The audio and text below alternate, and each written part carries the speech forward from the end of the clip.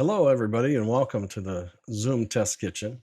It's Jeff Widgren. We meet here every Friday afternoon at 3 p.m. Eastern to dig into Zoom, everything Zoom, even the undocumented at that. It's the holiday season, and I wish you all a happy holiday, whichever one you're celebrating. And glad you could make it here today as well. We stream live to YouTube, and we're on there right now. So if you wanted to take a look at that and or subscribe, it's Zoom Test Kitchen at the youtube.com or the @ now handle Zoom Test Kitchen with no spaces. This is the shortcut way there. So anyways, you can find us there. We also have a Discord channel that will welcome you to be a part of or become a part of. It's in the invitation that you may have received that you can sign up there and have a community that you can ask questions and provide answers for and so forth. So certainly glad to have everybody here. Does everything look okay? Let's see. Ray, did I ever make you co-host? Let's see.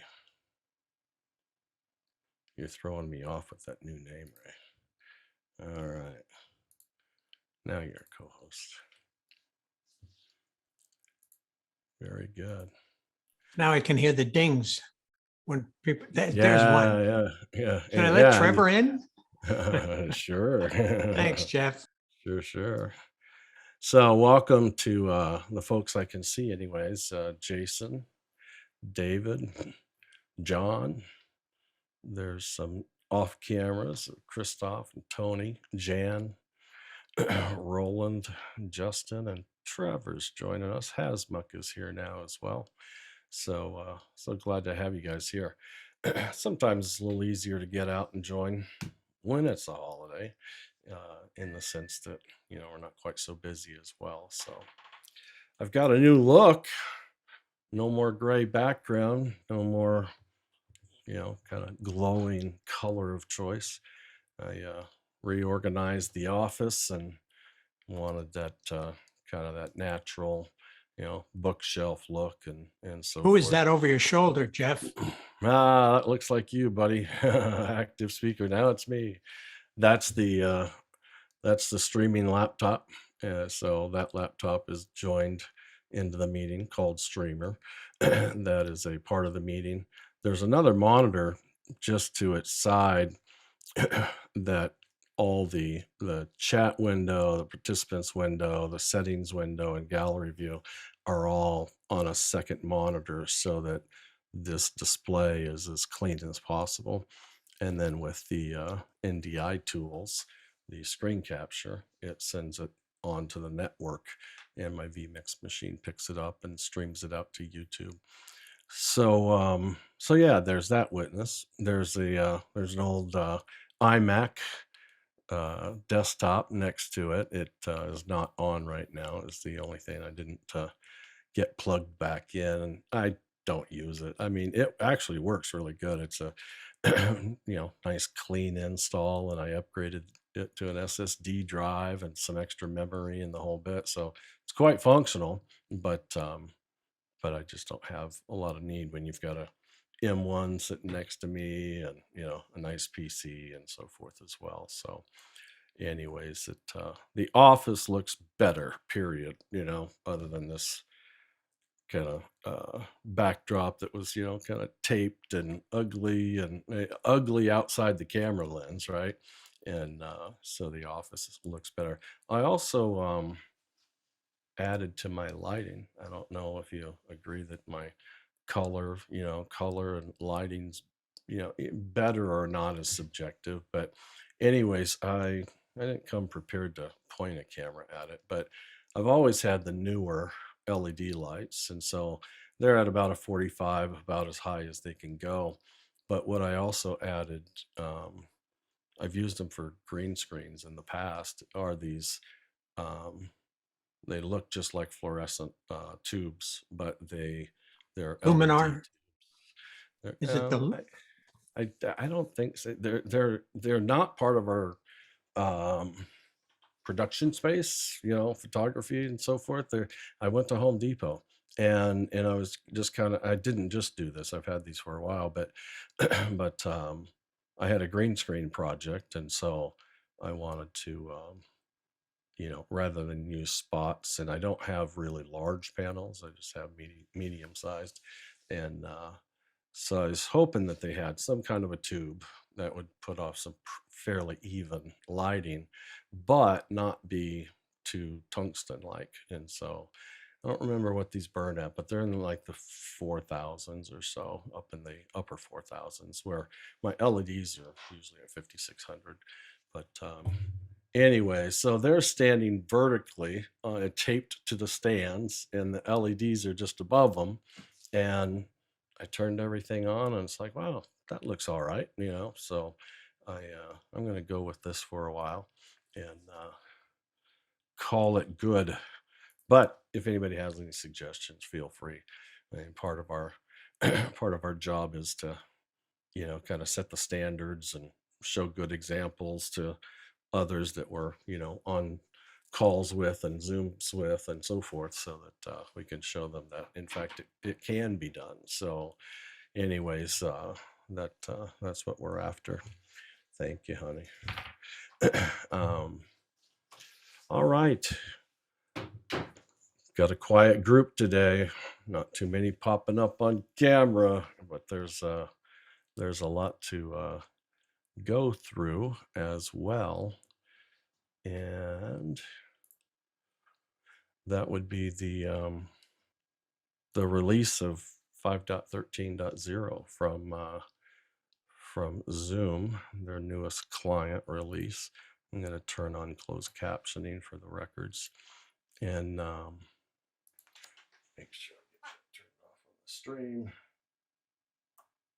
All right. So let me share.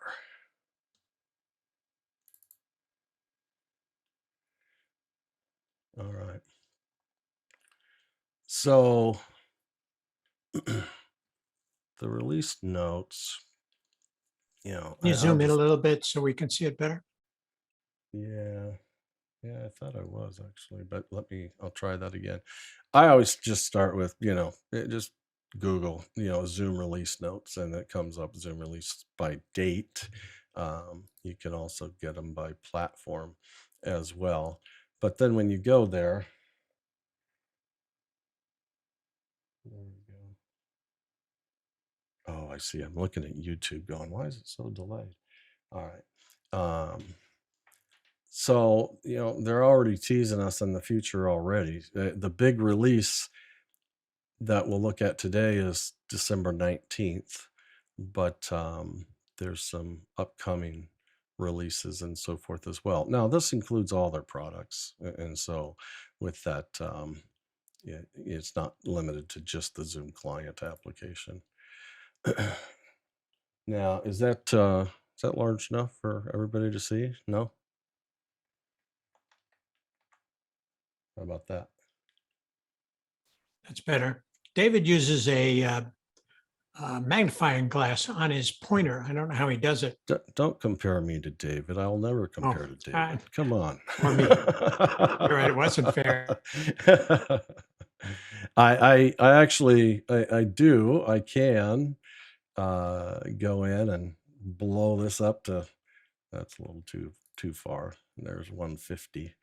But and then we can move the whole screen. Woof. Yeah, that's, Is that a little too big?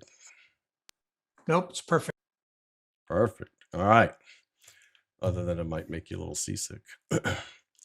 All right. So I vote that we just go through these. I think we often find ourselves some release notes as they're typed we can understand and apply, and some are a little bit gray. So we'll see if we can figure those out or not. But anyways, and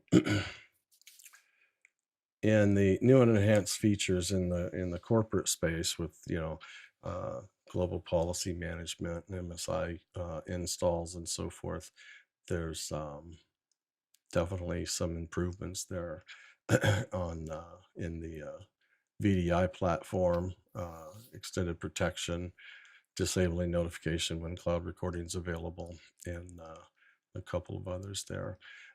If we keep going here to support for Zoom Mesh, and we can dig into Zoom Mesh a bit as well.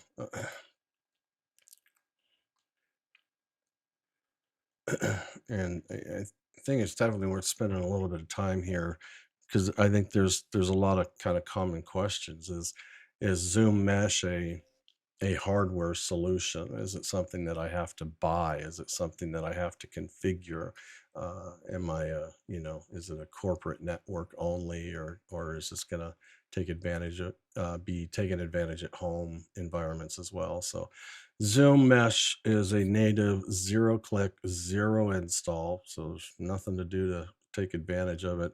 Client-based mesh solution for Zoom webinars and events. The Zoom Mesh service minimizes network congestion for webinars and events while preserving the native Zoom attendee and host experience.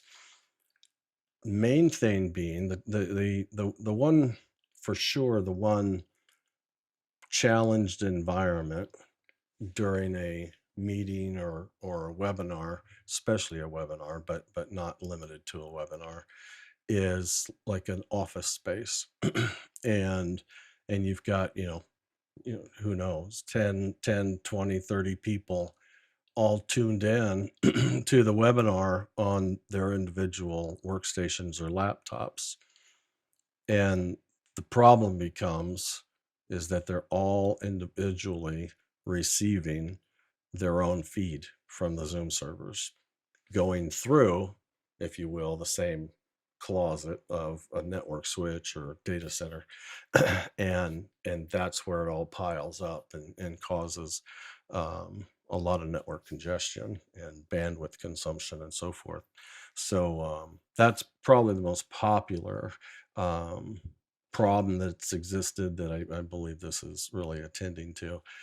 Host media is delivered only to select endpoints or parents, which they're calling them, which is then re-forwarded to others or children within the same network. Significant bandwidth reduction due to media only needing to be transmitted from the cloud directly to a fraction of the Zoom clients. Native Zoom experience for hosted attendees, so there's no change of experience, and it's a transparent process for the host and the attendees. There's nothing for them to have to do or be aware of. And so with that, I would liken it, if this is relative to you at all, I would liken it to in my history is the domain controllers. We have primary domain controllers, secondary domain controllers in a Windows environment, Windows network, and that is those controllers that are in charge of authenticating users as they sign in and log in. There's this back end process of domain controllers that automatically vote up who's going to be the primary, who's going to be secondary.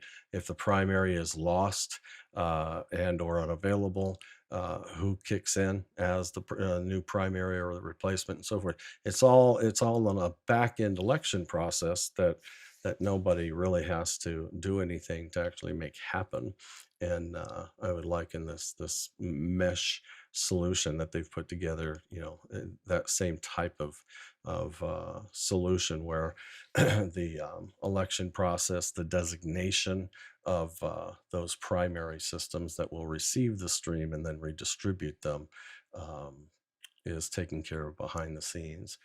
I would assume that it has something to do with bandwidth availability, CPU availability, memory, and so forth, so that they are the chosen ones, or the parents, as they call them, are the ones with the most available resources to get that job done. Any thoughts on that one?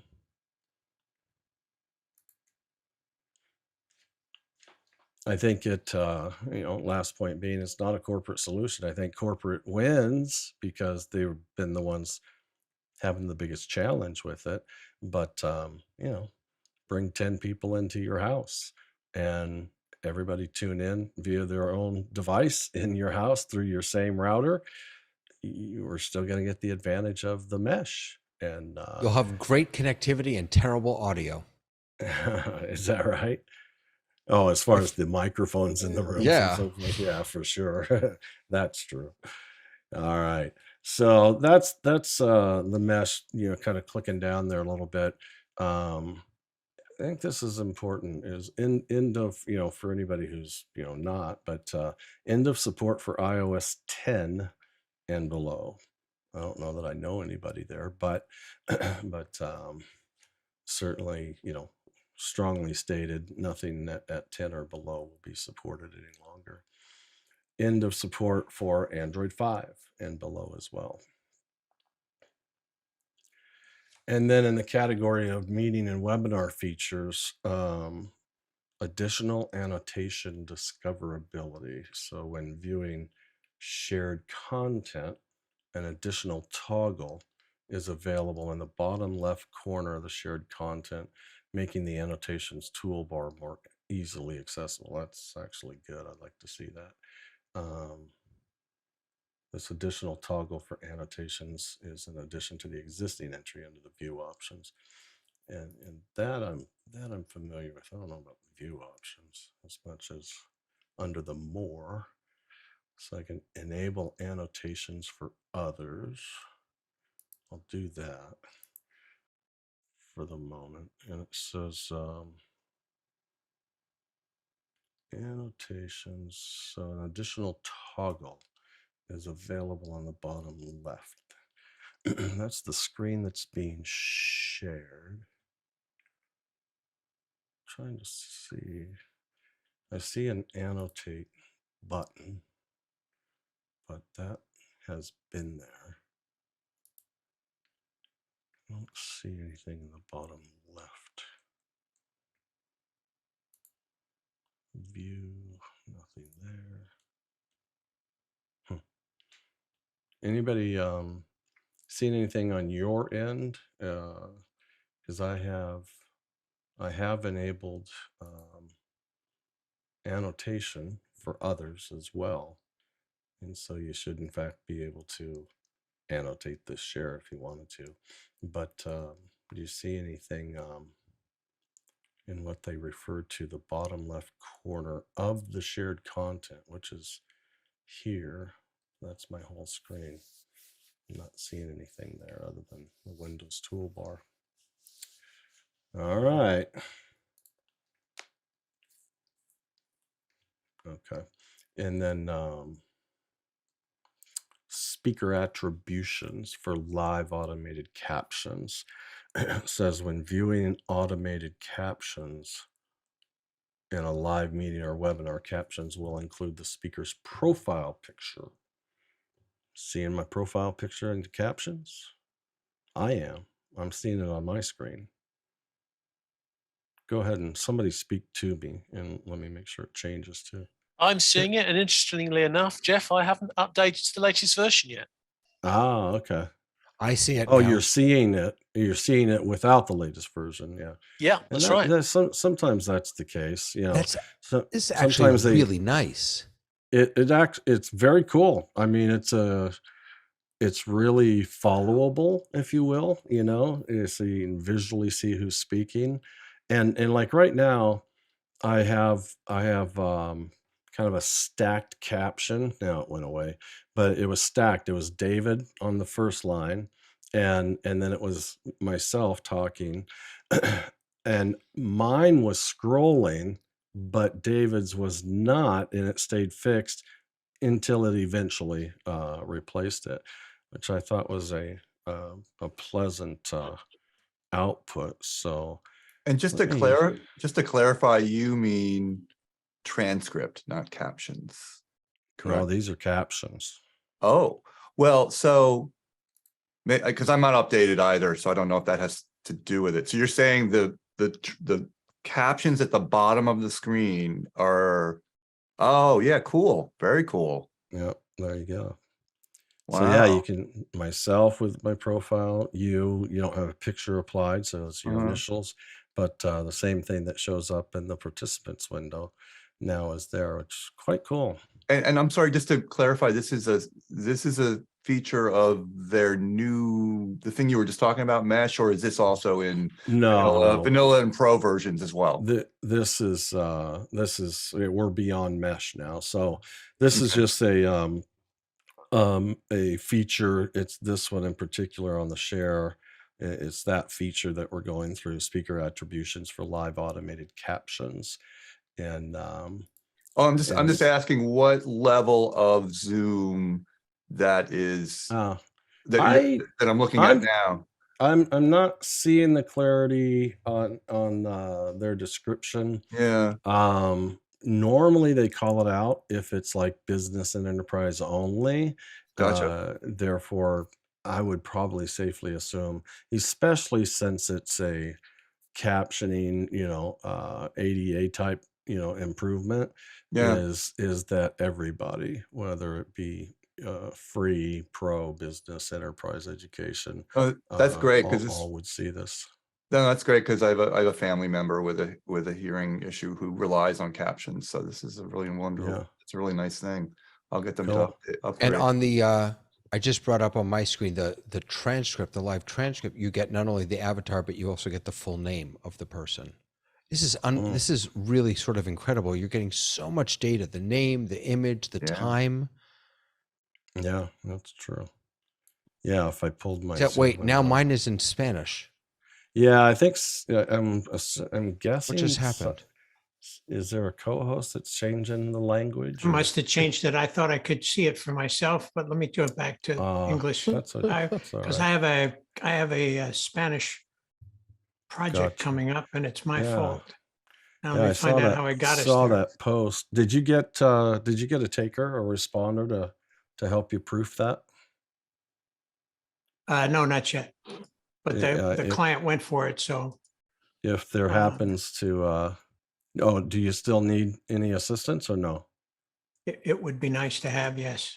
So if anybody here either is or knows somebody who might be able to help Ray out, he has a English-based document which is training, but it has been translated using Google, right, to Spanish, but you'd like a set of eyes on that for accuracy and Right. clarity and so forth. Now I was watching the Spanish transaction here, and it was not very good. So I'm curious as to whether this is the same driver as the Google translation. It's interesting, Now mine's in German. as is mine, Capitan. Jawohl. So I was under the impression that Zoom is using his partner with Otter for their. Is that correct? I don't know used about to the other try- I don't know about the translation stuff, but their API is using Otter, not. I wish they were using Google because it's a much better Right. speech to text. I tried Otter for the first couple of months and didn't find it worth it. Can I just point out, it's really interesting how it's doing this in the transcript, at least. And Jeff, you mentioned before how it kind of holds on to the last comment and then the new speaker scrolls before. So if someone were to kind of interrupt me, you'll see what happens to the transcript. It's really sort of interesting. No way. So John just jumped in with a no way. But see, mine, it originally continued in the above his no way, and then it created a new thread underneath it. Yeah, that's what I had seen in the past as well. I don't know that I can apply what logic they're doing. I don't have complaints. And it lost me, or maybe it kept my profile picture, but gave some updated timestamps as it continues to transcribe my voice. Yeah. The transcript is, do I have save enabled for you guys? Can you save that as well? I can, but I'm a co-host, so maybe someone who isn't should check. So I am, so I clicked on save transcript and it says, are you sure you want to change the speaking language? I didn't ask it to do that. It popped that up. It's already set to English. That's the spoken language. I'll click So on mine save. saved. When I clicked on save, it saved automatically.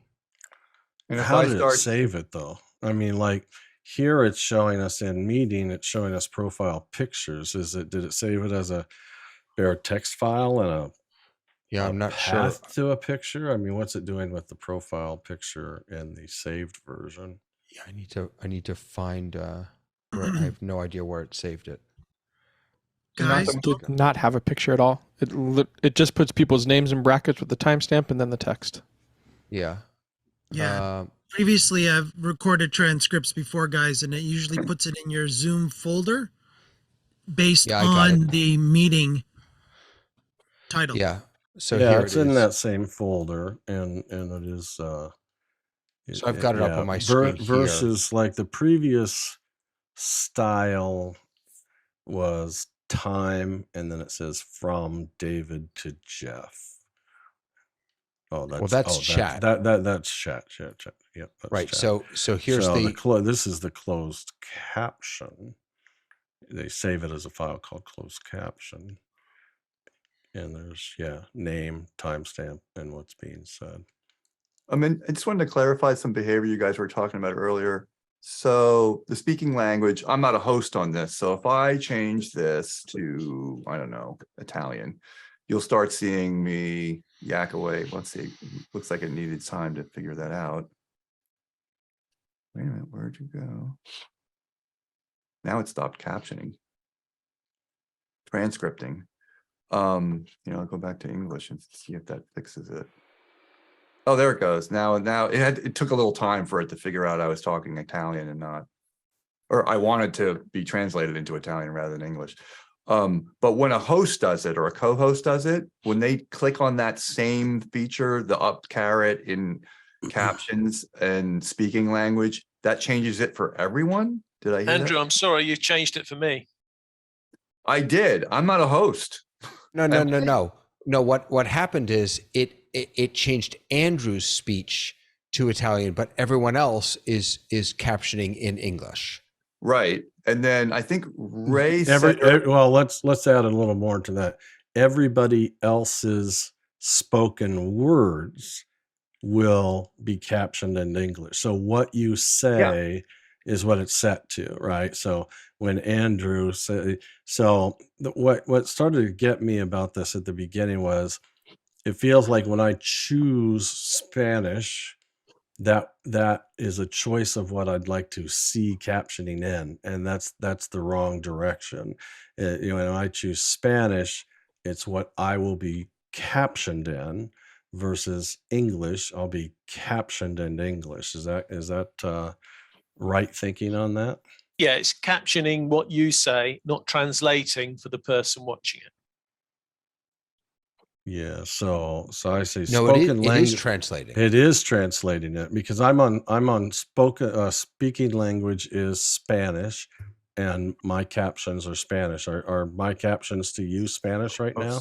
So may I just come in? So let's clarify this. If the host or the co-host changes, what you're saying, you are setting that as the default language. However, each user can select which language they want to hear it to get the translation in. That should So when- be, that So when should they be say true as well. when they say speaking language, they're just saying what is your speaking language. It's not saying that you are speaking in Spanish. It's just saying, so you are saying to me, I want mine in English. I'm not so sure about that because So when I a mean- co-host changes it, so for example, a while ago when you asked who changed how everything was in Spanish, it was because a co-host had changed it to Spanish. If I, as a regular attendee, change it to Spanish, I am the only one who will see a Spanish translation. So if we can test it to see, but that's what happens.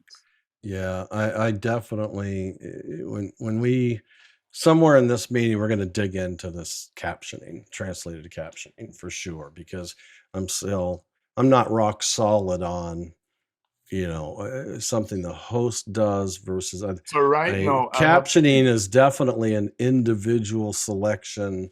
This is what I want to see it in. That's for sure. That was its biggest feature, is I can speak in English, but do I need to do anything as a speaker? Not even the host, but as somebody speaking, do I need to do anything to change anybody else's experience or tell Zoom? But just I'm to be clear, speaking? Jeff, I'm seeing other languages Yes. in my transcript here. Yep. Yeah. So what's happening? what I someone think- chooses for their own, the language that they're speaking, it looks like that's what is going to come through in the. It does. Yeah. 'Cause Correct. if you look Correct. here, That is when it correct. gives you can you guys hear me? Yeah. When you go to change the language, it says speaking language, and it says captions will appear in this language for everyone. And no one will be able to understand me because I've chosen Chinese. Right. But it's not taking your English and turning it into Chinese. It's taking your speech and treating as if it is in that foreign language. So Right. it's attempting to make words out of the utterances that you're making as if you were speaking that language. Oh, so it's not a translator. Okay. It's not a universal translator like they have on Star Trek. We need that in Zoom. What would be cool is if you could set up like groupings, and then choose like, hey, these are my APEC folks speaking Japanese. Yeah.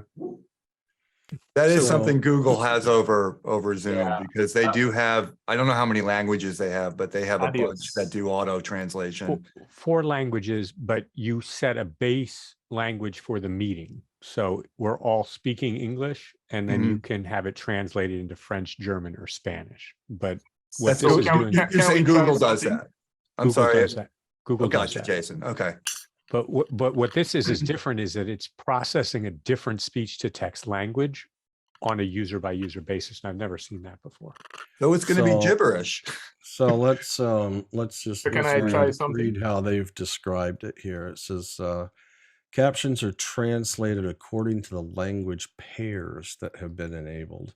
A language pair consists of an input speaking language and an output caption language. For example, if But you were I'm sorry, hosting, Jeff, let me just interrupt. Yep. I don't think that's what this is. no, I don't think we're dealing with language pairs here, this because is we're not this doing is- translation. This is Oh, I think it is Enabling and translated captions. You don't think this is translated captions? No, because again, I'm not sure that it's translating anything. Maybe I could be wrong, but I don't think it's translating. In the caption dialogue, it does, David. Like somebody just change it to English. I'm watching every time somebody changes it, then the text, for me at least, change it. Yeah, see right there. Somebody. When you pop up the dialog box to change it, it does say, are you sure you want to change the spoken language? Captions will appear in this language for everyone. And then you can change it. So I think we're all undoing each other all the time. Right, but but That's again, what I I'm think what's happening, so I'm going to try and speak a different language, and let's see what happens. Oh, I can't, because I don't know any of the languages they list here. I was going to do Hebrew. It's the only language I know. Does someone know a language that they list in here? Because I'd be curious to see. I don't know if it's just doing what someone suggested before, just trying to caption what it thinks is a spoken language. Yo quiero Taco Bell. Okay, that's Did just. that help? If no one, I could get a Spanish speaker in here real quick. If no one has. So I mean, that's easy. Let's go. Bien gracias. That's a simple. Bien gracias. You have to change it first to Spanish to see if it's. If it's. I Comment want to speak. parlez-vous? if what it's asking you to do is change your spoken language, then that you're talking about the language that you're speaking being translated into text, right? There Which may is- be a separate setting where you can say, this is my spoken language, and this is the language that I want to receive captioning in, Bingo. which is what Google does. And then I'm talking in English, but someone else is seeing my caption in a foreign language. Correct, and that's not really translation. No. It's captioning. Right. But Absolutely. if you can define on a user by user basis what language you are speaking, and then each user can define what language they're getting the captions back in, then that is pretty special. Like a United Nations scenario where somebody's speaking German and someone's speaking Italian, and I'm getting all the captions in English. I don't know that this does this, but if you can define separately the spoken language and the language that you want to see captions in, and you can define that on a user by user basis, that gets pretty exciting. Yeah, it absolutely does. And then give that option when the user comes into the meeting, saying, hey, you know, what's your preference language, right? I think what we're discovering here is another example of Zoom not explaining enough to their user base what the feature does. They give us the feature, and then we have to dig for, you know, this hard to find out what it really does. I think we need to like, I think we know some people work at Zoom. We could probably mention this to them. Yeah, I think it certainly do. Because it shouldn't be this hard. It really deserves some clarity. Yeah. Yeah. So I mean, they're you know, where I paused is there's a question whether this is actually translated captions or not, as far as the feature that Zoom describes here. After enabling translated captions, click Edit Translation Languages. Now I'll say I haven't seen that, and so we may in fact not be where we are kind of, you know, hovering around thinking we are. The translation like the web languages interface, window Jeff. will appear. What's that? That sounds like something that may be in the web interface we need to check. Yeah. Yeah, and this is under configuring.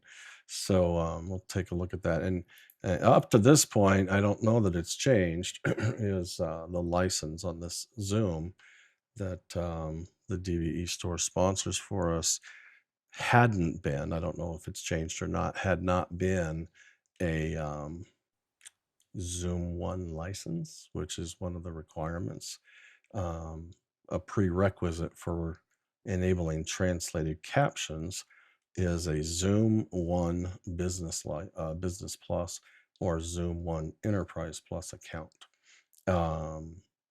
or assign the Zoom translated captions add-on. You can do an add-on without those licenses, but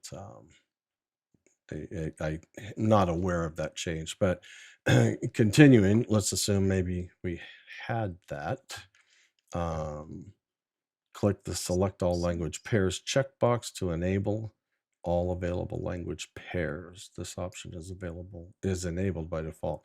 Under the speaking language column, click the checkbox next to each language to include or exclude that language as a possible input language. The languages that you have enabled, click the drop-down menu under the Translate To column to select which languages you want captions to be translated to. So, Jeff, can you tell me where you're seeing this? Because I'm back in my admin account settings, and the only option I have is for language interpretation is allow hosts to assign participants as interpreters who can interpret one language into another in real time. So the document I'm looking at is this: enabling and configuring translated captions, which I don't believe that's what we're working with inside this meeting after reading that. It's rubbish. But Jeff, I threw in the chat an article called Managing Automated Captions, and they note in there that English is the default language, and it tells the system what language they will hear you speak and generates captions in that language. But if speaking language A and Zoom is expecting language B, the captions will be inaccurate, which kind of hints to me if I were to pick Spanish and I'm speaking English, my captions are going to be totally off because it's expecting to hear English, but all of a sudden I told it or expecting to hear Spanish, but I'm speaking English. So you have to pick the same language you're speaking to get the right captions. I think that's why we're seeing some captions that look way off when we change the language. Yeah, that makes sense. Did you say, Jeff, that this was a Zoom One Enterprise account we're on or a Zoom One Business account? Because Only the This enterprise account, account. I don't believe, is a Zoom One account. Let me go see if I can. Zoom One Business Plus and Zoom One Enterprise Plus are the only ones that have translated captions. Correct. So let me peek it here real quick and see if anything has changed. Account management, account profile.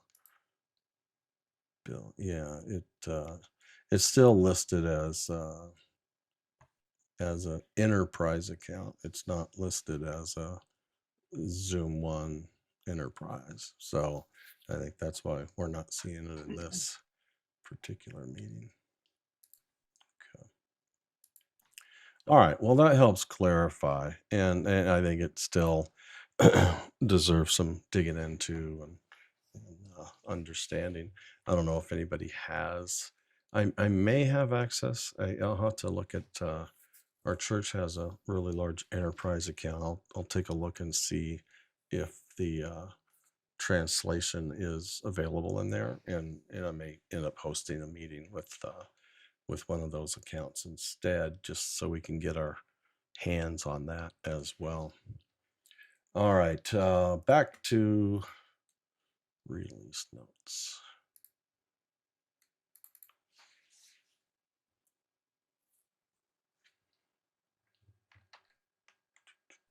Hey guys, this is Jan. Hi. I Yes. just looking at an account I'm handling, and I can share my screen and maybe show this this feature of interpretation. Not sure if this is because I have an enterprise account. Wait a second. I'm Jeff, not you'll probably have to Zoom stop dialed. screen sharing so that Yeah. he can thank screen you. share. Ah, yeah, that's why. Okay. That needs to be made a co-host. Ah, I went ahead and turned screen sharing on momentarily here. I can do it, I think. Yes. No. Okay. I'm logged in here, and did you see this? I just scheduled a meeting and I clicked, but this is interpretation. It's not a Yeah, that's not the captioning captioning. thing. This is Yeah. And no, this this is we've only done, interpretation. but yeah, this is where you assign live interpreters. But there are no more settings about captioning. Well, and it would probably start in the back end settings portal if and the thing is, if you go to like your licensing screen where it shows under your profile that what kind of license you're running under, if it's a Zoom One Enterprise or Zoom One Business, then you'll know I'm usually that working more you in have it. Teams, but I don't see this. What kind of license? Ah, here is only written licensed. No, it's nothing specific. Sorry. No, maybe I misunderstood. Yeah, sorry. Yeah, no worries at all. All right, let's continue down this list. So let's see, additional annotation we did, speaker attributions. That's the captioning. That's what got us there, right? Oh, that's the profile picture. Says also temporarily being able to disable automated captions. Hosts can disable automated captioning during a live meeting or webinar. This can be useful when the host forgets to disable captions from the web settings and wants to disable them for the meeting. Participants will be notified that the captions are disabled by the host and the show captions button is no longer available. Okay, not sure if I'd ever do that, but I always have them. I always have them ready to be used if I want to turn them on. But there's also an option in the back end that lets attendees request captions. And so I'll say 50-50 on meetings and webinars that I manage. I'll get that request on my screen that says somebody has requested captioning. And so I just say, okay, and it goes ahead and it fires them up for them. So that kind of keeps, because what it used to do when you enabled captioning was every single desktop got a notification, and it was rather abrupt. So keeps things clean until you know that you actually have someone in the meeting who needs them. But along with that comes with everybody in the meeting having the knowledge that they can request them, and so sometimes that's not the fairest approach either. All right, meeting and webinar countdown timer.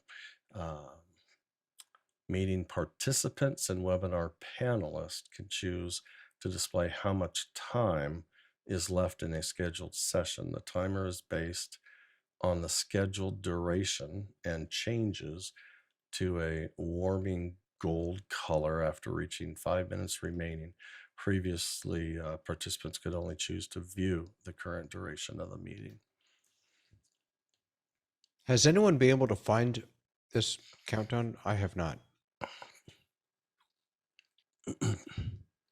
Let's dig down on this one. They don't always make them clickable, but let's take a look. Meeting duration timer. Zoom desktop client for Mac, Windows, and Linux, and mobile requires 5.13 and limitations. The time remaining timer does not support no fixed time recurring meetings. Now, this recurring meeting is not a no fixed recurring. It's actually scheduled, but as these sessions have no scheduled duration. So how to enable them? Go Windows and Mac. Sign into your Zoom desktop client, click your profile picture, and go to settings.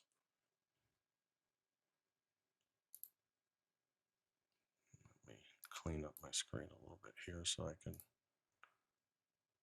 do this as well. Yeah, I got it. Okay. It's the sixth option down in settings.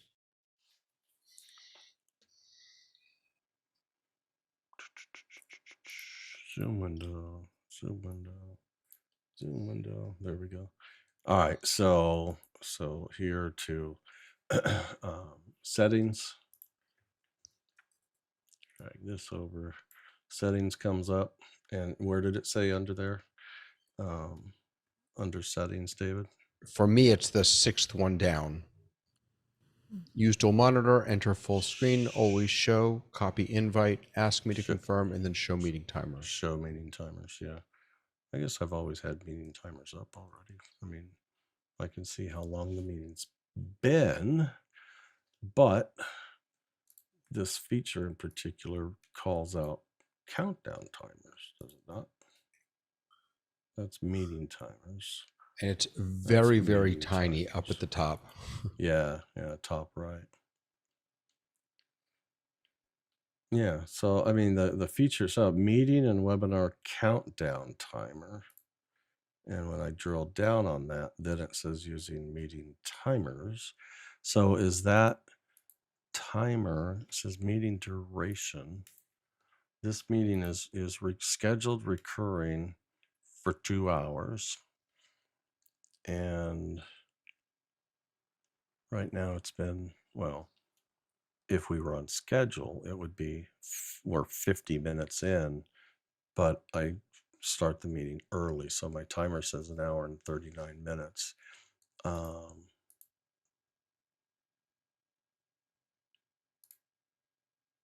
Trying to see if I can, yeah, it's a constant duration. I'll have to, because the feature itself is listed as countdown timers. That's a little confusing to me.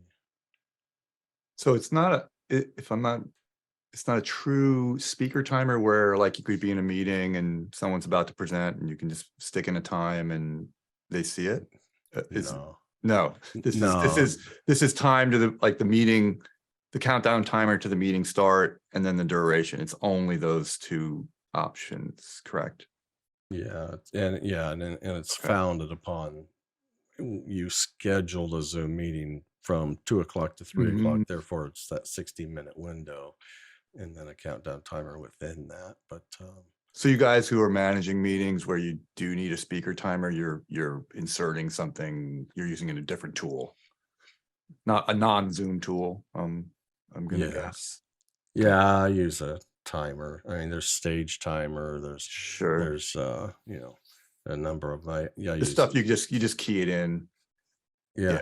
There's was it stage timer that kind of lets you do the whole kind of run a show of speakers and everybody gets all pre-programmed in, and it's super robust. It says after the setting is enabled, each time you start or join a meeting or webinar, the timers will appear. I don't see timers. I just see a timer. I just don't see the countdown. I see the duration, but I just don't see a countdown. Hide, stop, full.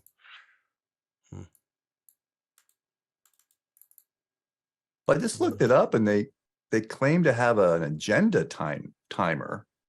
So that would be kind of like a speaker timer. Might be an app.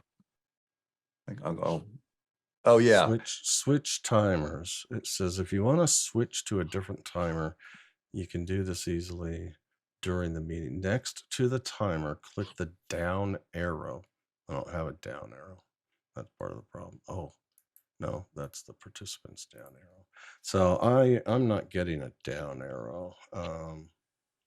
Select time remaining or time meeting duration.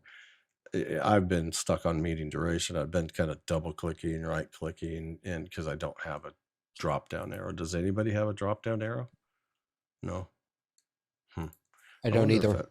I wonder if that feature stayed documented but didn't quite get released yet, or if it's a rollout or what. But we'll have to keep our eye on that one.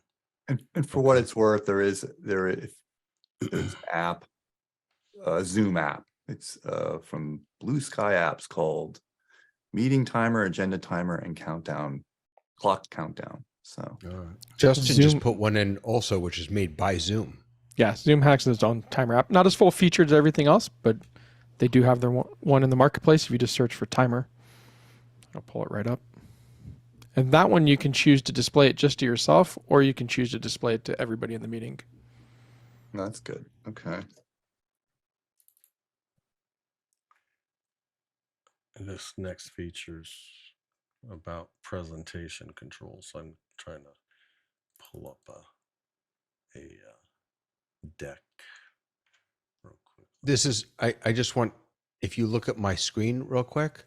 So I just downloaded that timer. So this is interesting. So right, that's how the timer shows up when you say show everyone. And when I turn it off, I just see it in my sidebar. Not turn it off, sorry, when I toggle off display timer for others.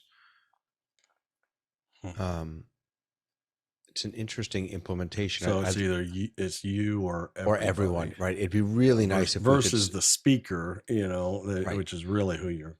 But if you're, if you're doing a class and you're 10-minute, I don't know, whatever, work quietly for 10 minutes, you could throw this timer up. It's interesting. Yeah.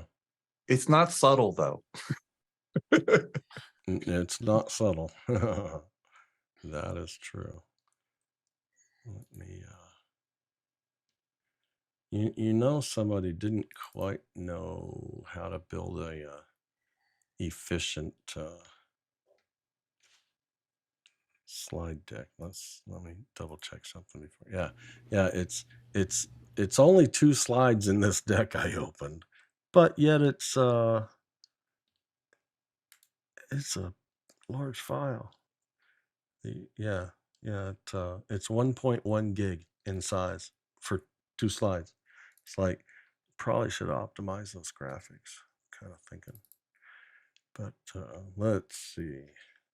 Does somebody else have a deck of anything that you're willing and able to share? It's not about the share, it's about presentation control. I just need somebody to share a PowerPoint deck. I know Ray does, but it's kind of an active potential project that he probably can't expose right now. But I'm looking for. I can do Keynote, but I can't do PowerPoint. Keynote's fine. Okay. Give me a sec.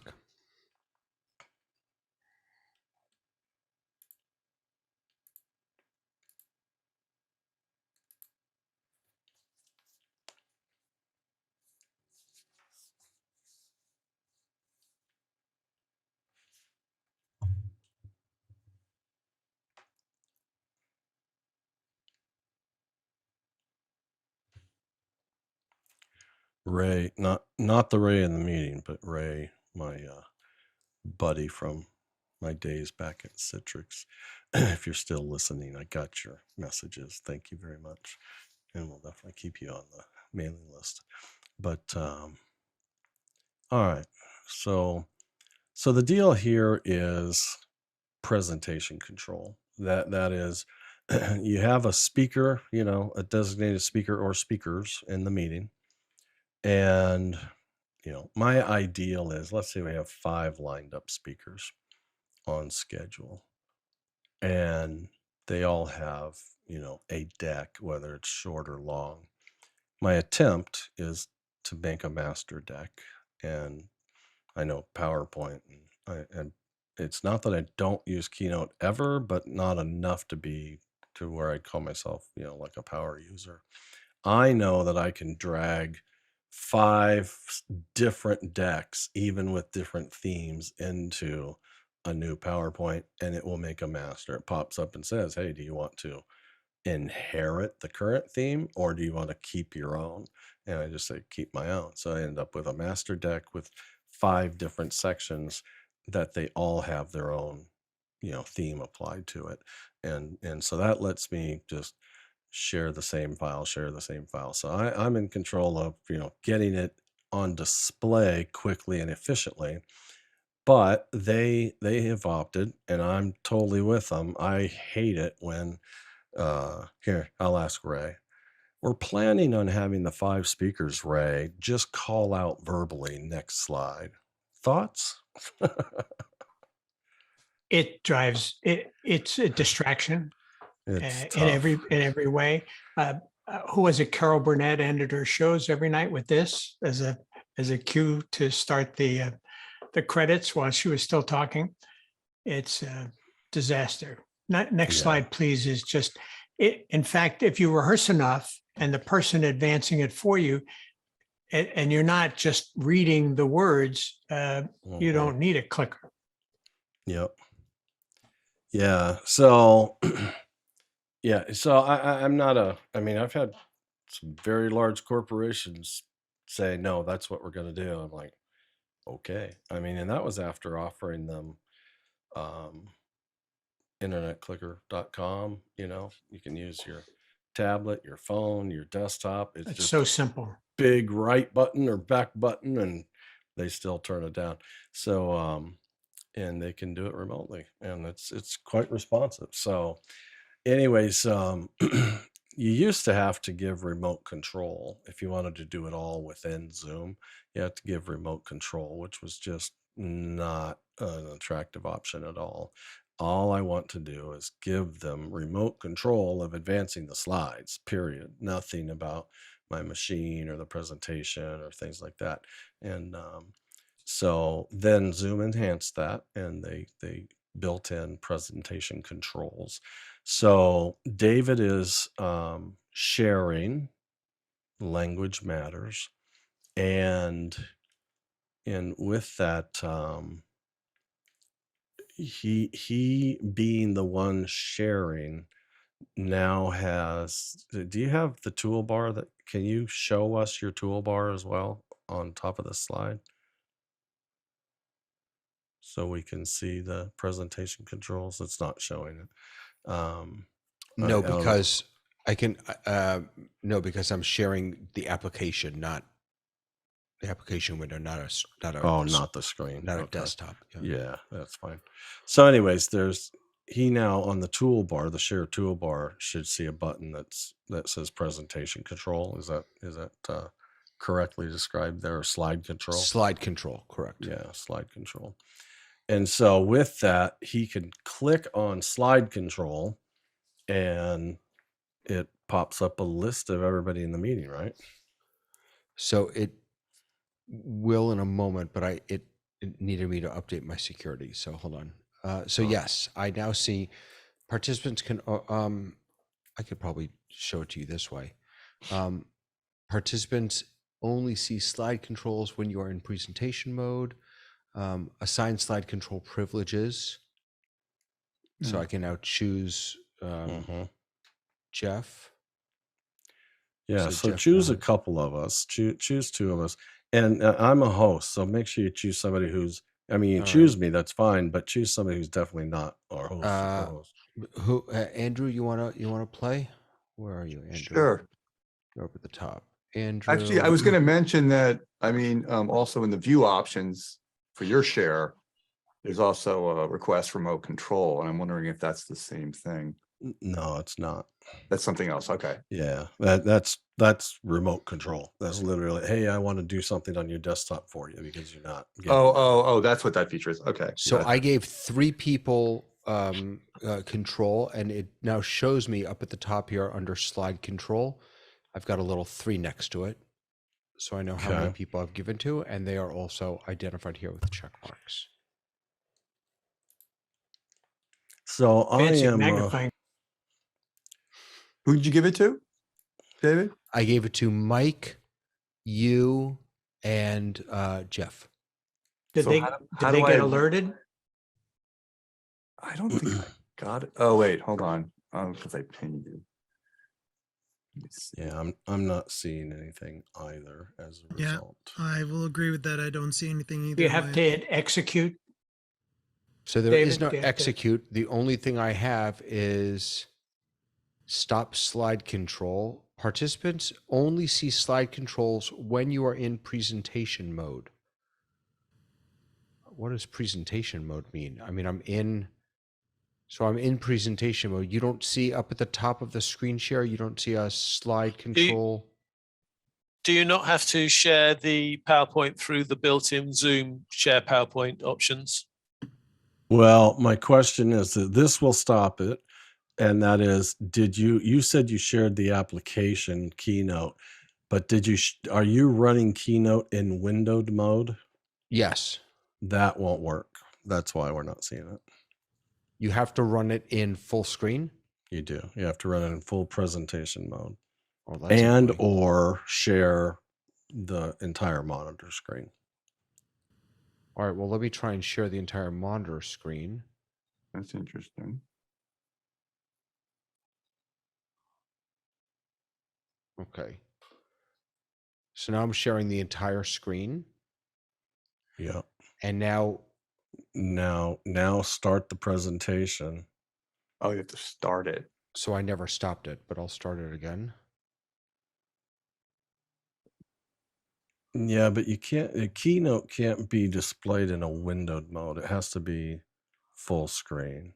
I'm almost positive. And or share Keynote and then put it in presentation mode. That for sure will get us to the right mode. New share Keynote. Yeah. Roland says it has to be in full screen preview mode or full screen presentation mode. Presentation, yeah. Yeah, So now hit play. So I actually did, and it says my screen sharing is paused. Resume sharing. Hold on a second. And it will not let me resume sharing. All right, hold on. This is really weird. Let me do this. Let me move it into full screen. I'll do a new share. And I'm going to choose, you see, you have to go full screen first. You have to play first. So play. When David, when Now you I- did that, now I actually have a number 1 on your video screen. Is that coming from you? I honestly have no idea what's happening here. I've completely lost everything. No, that number 1 that you were seeing is because David has multiple monitors, and Zoom was showing which monitor is which for the desktops if you were to share the whole desktop. All right, so now Okay. I'm in full screen mode. Of course, now I can't get anywhere because I'm in full screen mode. Yeah, you might have to Command Tab. Let me Are you on a oh God, hold on a second. Let me try something here. I'm gonna do this. Ugh, see, it takes over everything. So like I can't control Zoom when I'm in presentation mode because it takes over every screen that I have. No, You can yeah, create that's another gonna be- desktop and do a 4-finger swipe to the other desktop. Yeah, but I don't have a swipey attached to this computer. It's on my other computer. I'm sorry, I just ruined all this right. demo. I'm digging for a Jeff, I've got a PowerPoint ready if you want. yeah, This is go why ahead. I Thank you. never screen I share, also- by the way. Yeah, I hear you. And don't they say to screen share to get better quality? I bring it up on another computer, but You I'd can- heard that yeah. screen share gives you better, higher resolution. It gives you, yeah, if you don't optimize your screen share for video, then I mean, even if you're on a free account, that will only go as high as 360. If you screen share and you've got a 4K monitor, it'll screen share at 4K, period. It just does. And it's not optimized. Optimized will take it down to 720, but it gives you good clarity, but it definitely has commonly a breakdown with frame rate. So if you have embedded video, that Are you seeing my screen? problem. Are you seeing my PowerPoint? Yep. Yep. This way, but Are you need seeing it to- full screen? No, we're I'm seeing full screen PowerPoint, not in presentation mode. has to be in presentation mode. Move this. Hey, Jeff, it appears David might be spotlighted still. Oh, thank you. All right, start. Make sure you selected presenter view. Now you're sharing the presenter view now. You need Now to show the you presentation. need to change on the top left, go to display settings and swap. Yeah, There you good. go. No, the person should be able to do it now. Now you've got And this is PowerPoint on a PC. yeah, perfect. So now in your Zoom toolbar, you should see slide control button. Looking. I see new slide. More. Where should I look for it? It should be in the Zoom toolbar. Share. Slide control. I see it. Yeah, slide Okay. control. So click I'm on going to that. let Andrew has slide control. Okay. Okay. Andrew, let us I'm know. gonna Don't advance. Don't abuse it. I Don't won't. abuse it. There, I just advanced. I was curious if a keystroke would have done this. Yeah, it I does. did hit If- some if arrows you on- if you click on the right arrow first, then I believe you can either use the space bar or the right arrow. Oh, wait, there it goes. Wait. It just did something. Give me one How's the second. clarity? It looks It good. looks All good. right. Oh, that was me. Okay, here's the. I have a weird keyboard. It's not that weird a keyboard, but it's got. I you know. trusted you. You trust. Okay, that's the back button, and that works. Oh, that's the forward button. Okay, this is working. All right, my arrow keys are working. Now, if I click away from that, does it still work? It does. And if I click on just the screen, does it work? Okay, I'm not entirely sure this is the behavior, but I think you're right. You're right about that, Jeff, that I think I had to like either at least hit this button once, hit the advanced button once, or at least arrow over it. for Yeah. it for my keyboard to work. Now, your initial indication that you were given slide control was what? In the lower right, sorry, the lower left-hand corner of his share here, I see Control, Ray, Franklin, Mo's slides, and then I have the forward and back buttons. I just Yeah, added David as a second Yeah. controller. So graphically, they're like two circles, right? One with a right arrow, one with a left arrow. It's a little square, yeah. And you can click on those, and Yeah. or once you click on it once, it has been my experience, Yeah. then you can right arrow your keyboard. Oh, and I can also Yeah. move that little, translucent Mhm. window around anywhere on the screen I want. So Yeah. it's not like it's not fixed to that lower left. Did you say you added me? I did.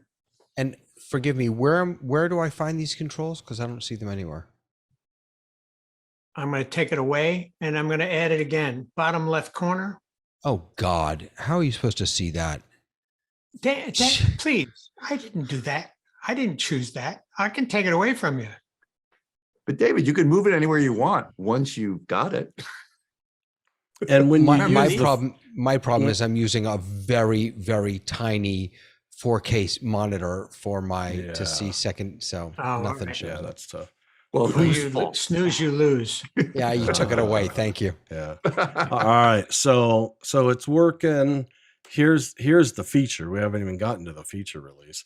The feature release is when you selected one or two or three people, and then a share would stop and then restart. Those people were not retained.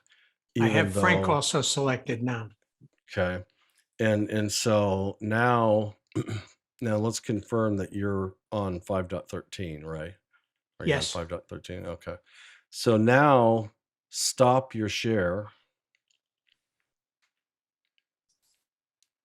and restart your share.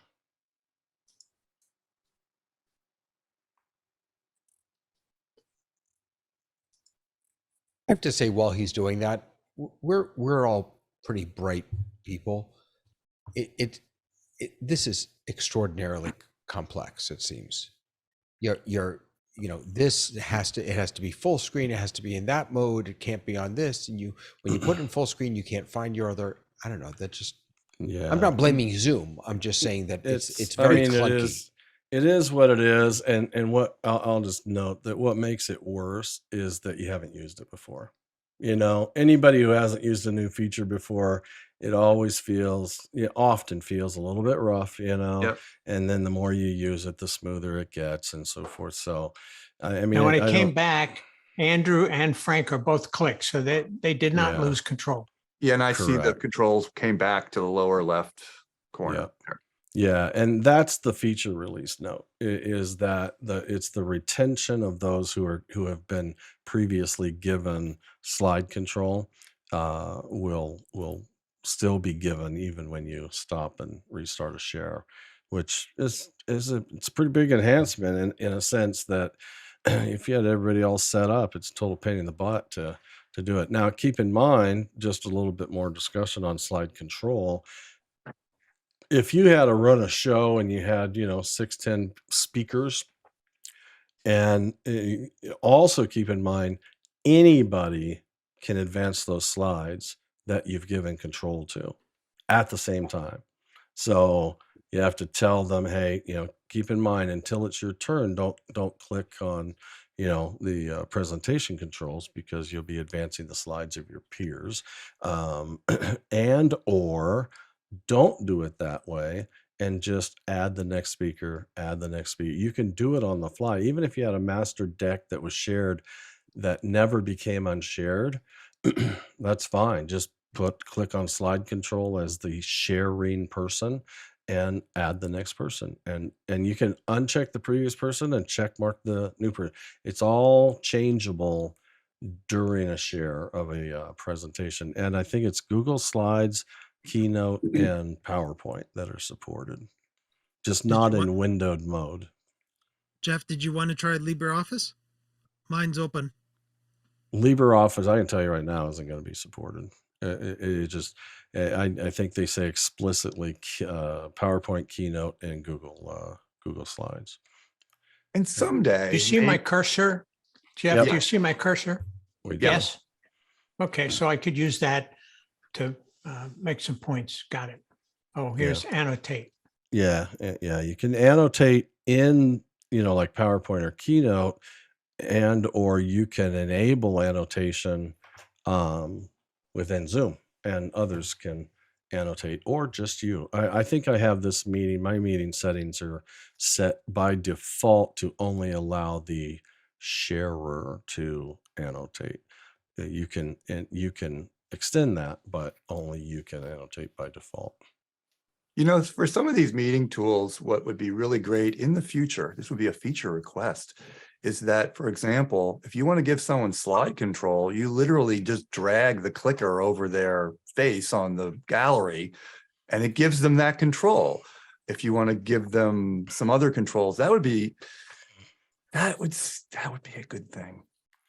Yeah, it's one of those things where someday that natural intuitiveness, but then there's an assumption. There's the speaker view, there's gallery view, there's thumbnail strips, I know. what view are they in, so. Well, but it should work. It could work for all of them. I mean, that to me, that I guess it's because there are other programs that work that way, not Zoom, obviously, but it's not like it's not doable. Oh, sure.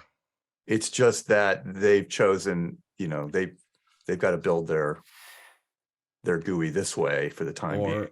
Or they're never going to do that. I don't know. When you share a deck, to be able to right click on anybody's thumbnail and give them slide control, Yeah, that would probably be an easier lift for them at this point. You can do that on, enabling local record, privileges, things like that. Posts and all that. Yeah. It would be nice to, right now. And again, maybe it's because I'm on a small screen, but you've got to search for that 3 dots, click on it, like to just be able to right click on someone's face. I'm with you there. Yeah. For all those different actions. Yeah. Or a touch screen. Or for a touch screen. Yeah. Yep. On mobile devices, on tablets especially, you can double click to pen, which I think, on big touch devices, I don't know if big touch devices do that or not. I don't have a big touch screen, but on my iPad, I can double click to pen, and I think there's, a lot of possibility in the user experience for sure. Anyways, let's it's been a while, but let me get back to these notes. Can I, Jeff, just a general comment maybe about that, that it's interesting when we think about the GUI that Zoom has chosen or that they've rolled out. And I mean, they are so focused on ease of use, simplicity to a certain extent, ease of use, stability, reliability, that sort of drag and drop functionality, touch and hold, and that is kind of, other than dragging people around in the gallery view, there's almost none of that. It's pecking and hunting for a lot of this, which is fine. I mean, it gets the job done, but I think it really tells us about where their priorities have been or have needed to be, maybe up until this point. Yeah, I agree. There's not a Apple-esque type, approach to it for sure. And your point, David, I was going to say your point, David, too, is that what I'm hearing from it is that as they add all these features too, it gets more cumbersome. I'm sort of harking back in mind to like Facebook's early days. They had a really great GUI. It was very simple. You could do a bunch of things. And then, I don't know, the millennials got involved and said, oh, we need more features. And it became really, like at some point, I remember that time where it just became like, wow, you took this thing that was really intuitive and simple, and now I have to hunt for this, and I felt like they jumped the shark at that point, and I think a lot of developers, over time, and there's a part of me that believes Zoom is here too. At least getting there is it really was just simple. Pretty darn straightforward.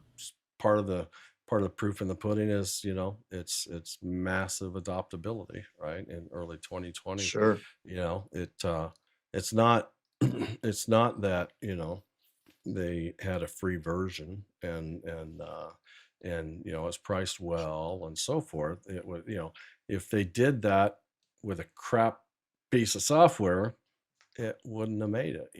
I mean, it's the others, if you will, WebEx Yeah. and others, they had free versions for a while as well, and they didn't climb up the charts quickly because it's not the same kind of experience. But over time, it's this circle, Yeah. this kind of circle of us, the users, screaming for these features. We get them, and then we begin to piss and moan over time of the complexity and this and that. Yeah. And so Not to mention that they're trying to stay ahead of their competition too, and really, when they add these things in before. You bet. Before. And so you hear companies, and I've heard it from Zoom as well, is, hey, we're really simple. I'd go, yeah, not as simple as you think, not as simple as it used to be, and that's no drain. I mean, what's wrong with a complex product? Then make a simple version for the majority of the world, and then make a more advanced version, that will support your claims of simplicity for the general population, but then have those added features for different use cases and so forth. Ray? You know as well as anybody in the tech world, they're working months and months and months in advance. And a lot of times they bring something out and it gets a little exercise. Now they got whiplash. This program that's supposed to come out in 3 months has to be changed completely because they discovered proper customer use. I don't see them doing as much beta as they did initially. And so that's a risk in any, but it's only on our backs, the people who are more sophisticated in the use of it. The people who are using Zoom hundreds and hundreds of hours, thousands of hours a day, are not using this level. So it would be nice if they called it beta for a while, so that at least we'd work a little harder at discovering, or maybe somebody would come up with something like a Zoom test kitchen where we'd have, this is the clip, Jeff. Marcus. Somebody come up with the Zoom test kitchen where we could actually try these complex things. I think this is the place to be. Yeah, a test. Friday's at 3. Yeah. No, and if we were at times, ahead of it versus behind it now, right? We're behind it. It's been released. We're reading notes, we're reading the same notes the rest of the world can read. And, sometimes if we could be ahead of it, but, that takes a kind of a pre-interviewed, pre-qualified, panel, a diverse panel at that. I'm not talking about qualified knowledge-wise. We're talking about no knowledge to immense knowledge and this lineup in between, so that you get a really fair evaluation of usability and so forth as well. A certain car company I know came out with full self-driving, and it's been in beta for 3 years, even though you paid $15,000. I was going to say it was 10 and now it's 15, right? It's 15. Yeah. Wow. That's amazing. I don't know what company that is. Yeah. And did you charge the Model Y? Oh, There you go. All right. Hey, let's keep going here. So I think one note too, real quick, Jeff, just Yeah. because we talked about a whole bunch of complexity versus simplicity. As a software developer, in addition to doing all this event stuff, we always have a cake analogy. I can't put the candles on the cake before I've actually made the cake. And Zoom has been working this time on making the cake. So now that we're starting to see some of the frosting and some of the candles showing up on the cake as they've been adding in some of these features that we've really wanted, because they have a very stable platform now. And so they can start to do that. And I'm glad they built it that way, because they started with the candles and all the flashy stuff. We'd be constantly complaining that it's unstable and things aren't working, but we have a super solid base in here now because they built the cake first. Yeah, no, it's a great point. And they did. They had have had a great foundation. I mean, there's part of that foundation is kind of weird to me in the sense of how different breakout rooms seem to meetings and, webinars and meetings and so forth. There seems to be some disparity there. But as far as meetings, for sure, and webinar, individually, I think they're solid, and it's a foundation they've been able to successfully continue to build on, which has been phenomenal. And I mean, I've always been super impressed with their rapid development, rapid deliverable, and at the end, the high percentage of stability and success their releases have. There's seldom have there been, not never, but seldom have there been headlines created by a release. And not every software company can say that. Dimmed video if flashing images or patterns are detected. This is under accessibility settings. So if you go to I settings, have it up here if you want to. I can show. So if it's going to settings. Oh, you have the whole thing to show. Go Yeah, I've ahead, got it right here. Sure. Yeah. Here we go. So accessibility is right here. And then right here, automatically dim video when flashing images or visual patterns such as stripes are detected. So now I turn that on. I wonder if there's a way. Do you know if our phones have a flash or not? Like, can you make it flash? You can. You I wonder if it's you can flash with a ringer with accessibility, but I'm not sure. well.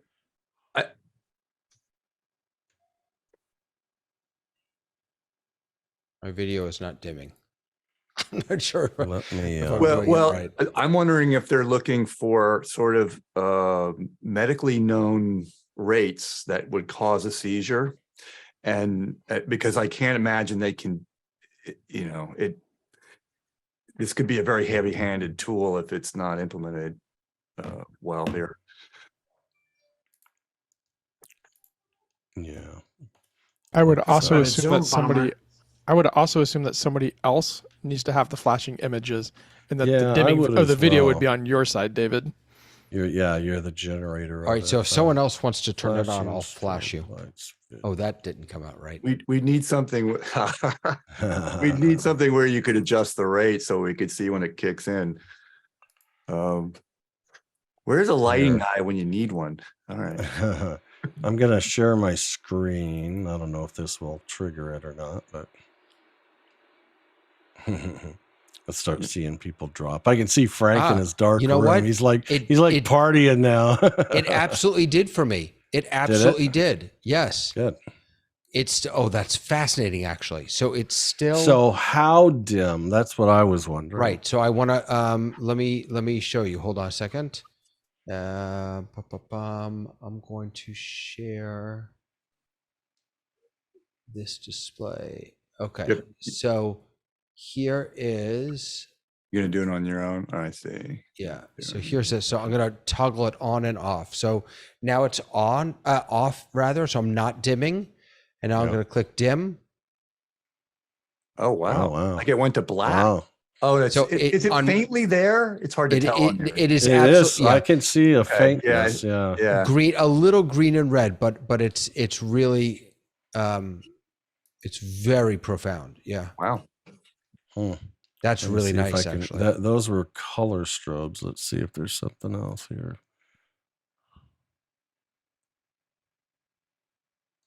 Oh, this one has sound. Can you hear that? I don't think I told it to do the sound. Good. Contains flashing lights. Warning. So I'll start with it off. And now I'll turn it on.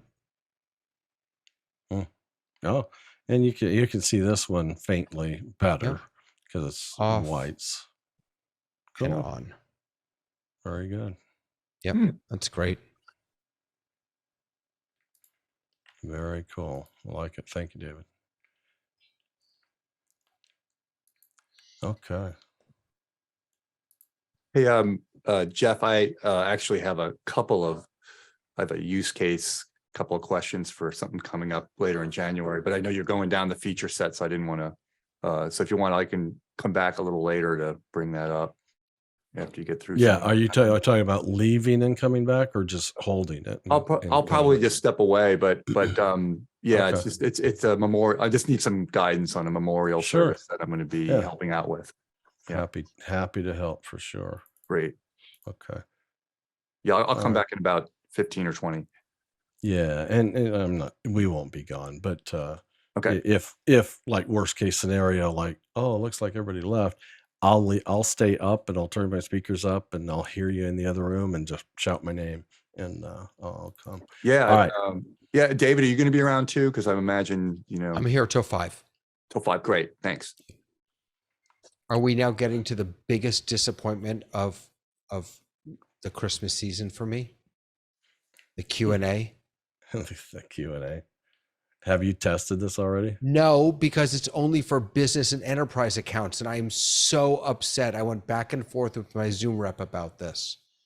I was so excited about this. I guess it would be in the meeting schedule, wouldn't it, for Q&A?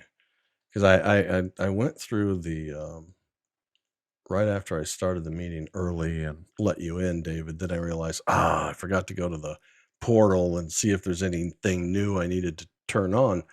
And I didn't actually find anything I needed to turn on based on this feature release.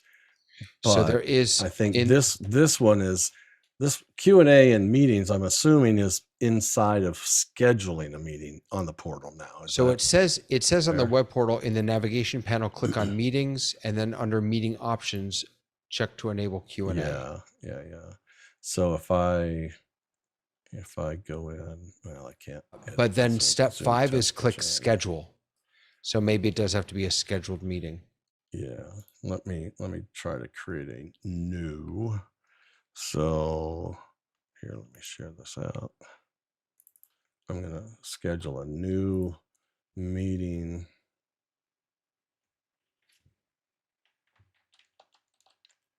And scroll down to options, show.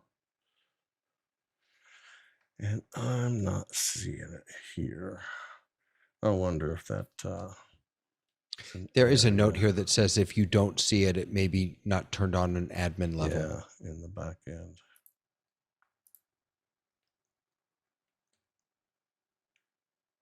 Groups. There's also a note that says standard enterprise accounts are scheduled to have it turned on January 7th. Oh, really? Okay. That's that would be why. I'm probably not going to find it. Good find. Chat etiquette, Q&A and webinar. Yeah, so we're not. This is a standard enterprise, so we're going to have to wait on that, looks like. Okay.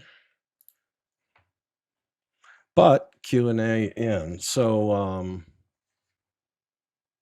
unfortunately, you're not licensed aligned on the requirements, huh, David?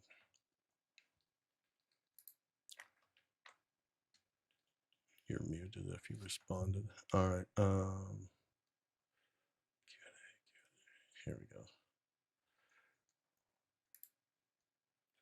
It's a lot of features. I got to give it to them. There's a lot that they've been doing.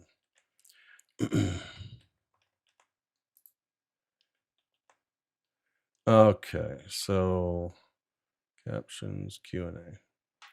Creation and editing of polls directly in the meeting versus popping up the portal. So this is actually really kind of cool. Let me share this screen in particular. And so here's my Zoom screen as the host.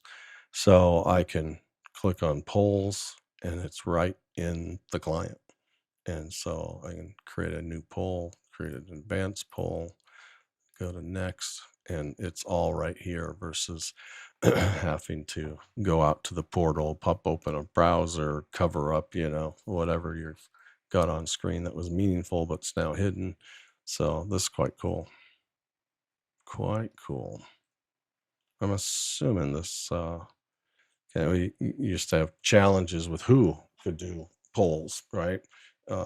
Primarily because it, took a host so that you could get to the portal. And so I'm assuming this may make it easier. David and Co-hosts Ray, we can do not you- have the option to do. you don't polls. have access to No. the polls. Okay. I was wondering. I want you can, if I create one though, I think you can start them. So if I go advanced, next, advanced poll. Okay. Started typing. Okay. I'll just say, do you love the holidays?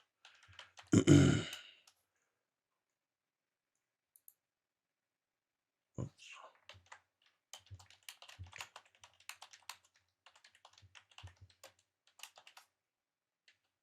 Single choice, choice 1, yes, choice 2, no, required, no, and save.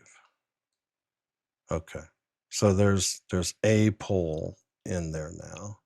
Now, do you have access to polls? No. No? Oh, wait. No, I lied. I do. Okay. Forgive me. I do have it. Okay, so now you can go ahead and launch it then. So Yep, you can't hold on one create second. it still, but you can launch it. Right. I'm just going to change this so you all can see. There we go. Okay.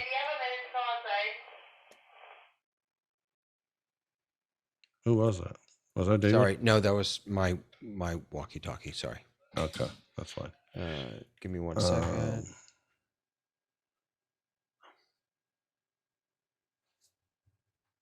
Okay, here we go. So that's what I've got now.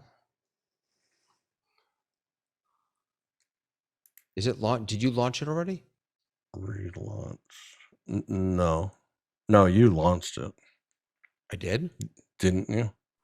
I see Yep. it. I I didn't just mean voted. to if I did. Okay.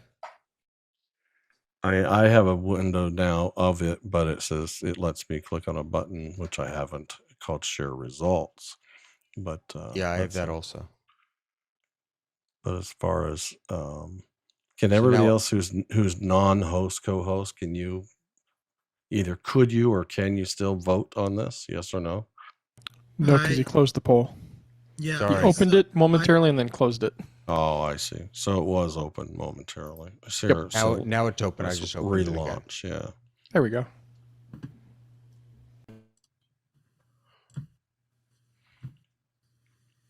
And for host co-host, just as a reminder, we can't vote. That's why I think I voted. nah. Well, you think you did, but you didn't. It's a lot of my life that way. Yeah. But honey. So okay. Cool. So we've got the voting, ended it. Now you can share it. Cool. That's pretty super handy inside the app itself. Cool. All right. And then animated meeting reactions. Reactions shown in each video tile can be animated to draw greater attention.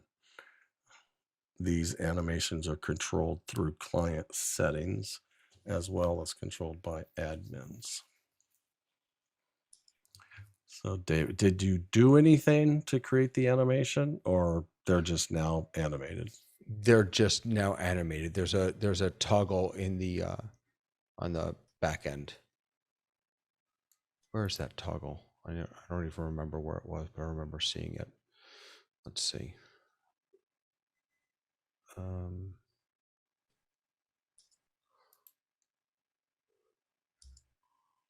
it's not animated. Let's see here. I've got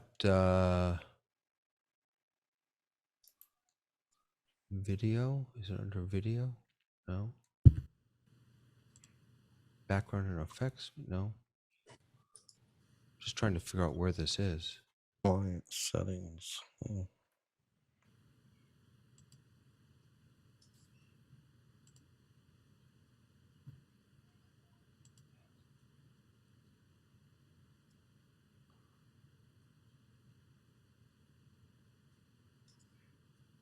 Background and Oh, it's down here. Here it is. It's at the bottom of general. Sorry about that. So the very last thing at the bottom of general is Yeah. animate these emojis. It's just and these is a key word. Those are the only right. Those are the 6. Yeah. But are those the only ones we have access to? I think. No, it's not the only ones you have access to, but it's the only ones that are Oh, animated. Right. Yeah. Right. Yep. And that's on by default, apparently, because I didn't turn it on. But it's actually I like it. It does draw a little bit more attention to them. It's nice, and yeah, it's a bit subtle. It's not too obnoxious. Yeah, it is. It's subtle, contained within your window. The coffee one was actually interesting. That's the one I got now. It actually puts up the I'm away. I never put that in. It did it by itself. Huh. And then and now I have above the reaction button, it actually says I'm back. And when I click that, it takes it away. Cool. If your camera's off, can you do a reaction? And we'll see it. Yep, we do. We do. Good. Okay. All right. And then enhanced broadcasting notification. My timer just came back on also. I have no idea why.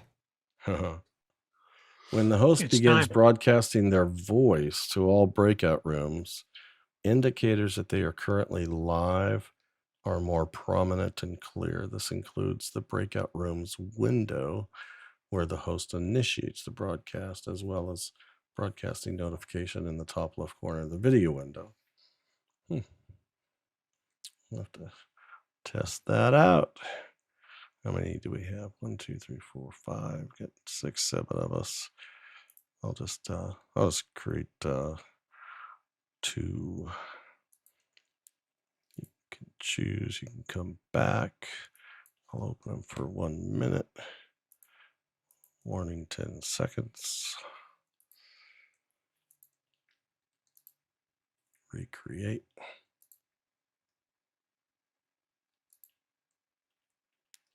Two rooms. Don't include hosts. I'll do it manually. I'll just say let participants choose. There we go. We got 2 rooms you can choose, and they are open. So those of you who want to join in on this, go ahead and choose room 1 or room 2, and then I'll do a broadcast, audio broadcast.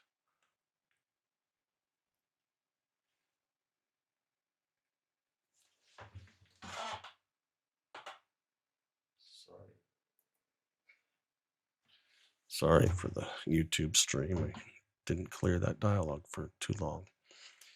All right, so I'm going to press the B key now on my keyboard to broadcast an audio message to both rooms. So this is a broadcast audio message from Jeff. I'm not seeing anything terribly different on my screen, but you can report it. I do see on the bottom center, it says currently broadcasting to all rooms, and then I'll look forward to your feedback momentarily. Here we go. I'm going to close the rooms. 10-second countdown.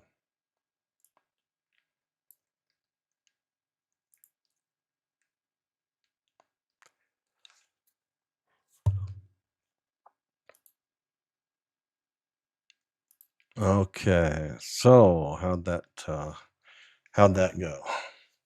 Did you see anything differently or bigger? Or I saw on the bottom center probably a bigger, hey, you're broadcasting icon and picture, but I heard you nice and clear, but there was was it? no, I don't remember if it was not loud and clear before.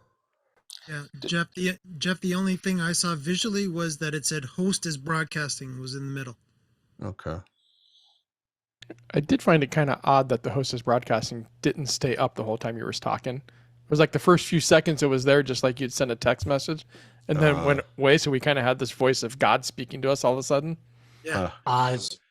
Says, it says this includes the breakout rooms window where the What host would be nice? initiates the broadcast as well as the notification in the top left corner.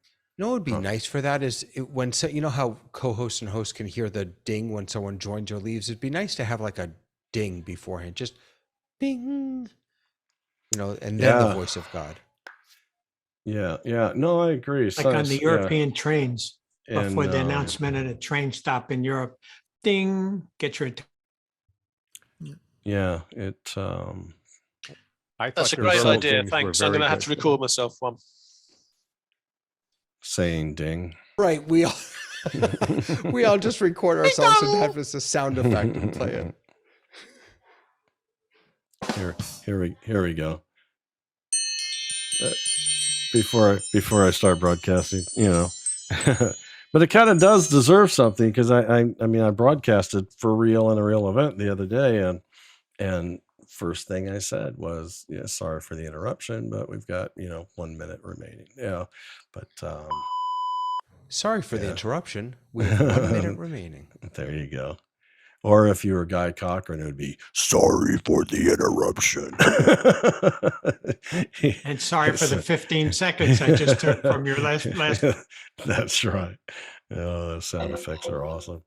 I do have to say, I wish they would get rid of the warning though that you can see the whole status of my mic and everything else. I find that kind of obnoxious. While you're in a breakout room or in the participants list? When you first enter the breakout, because you have it turned on so you can see whose camera's on and who mic's on, we get a whole pop-up that says, like, warning, your host can see all your status here. And kind of, I think as an attendee side, it's kind of actually annoying. It's like, I don't get that when I enter a meeting and you can see my camera status and my mic status right in the participant window. Like, why does the breakout room need that obnoxious pop-up every time? I think because you end up with it on by default, and that's not always the case in the main meeting, right? It's, based on what we have set. But yeah. All right. So let's see. It says enhanced join flow. It says the process of joining a meeting is enhanced to combine the please wait for the host to start this meeting window and the waiting room together. This new join flow requires version 5.12 or higher and is only available for meetings hosted by free and single user. I have never ever seen a new release that's just for the free and single user accounts initially. This will be available for paid accounts in January. Okay. Interesting. Yeah, I'll be interested in seeing what that looks like as a combination.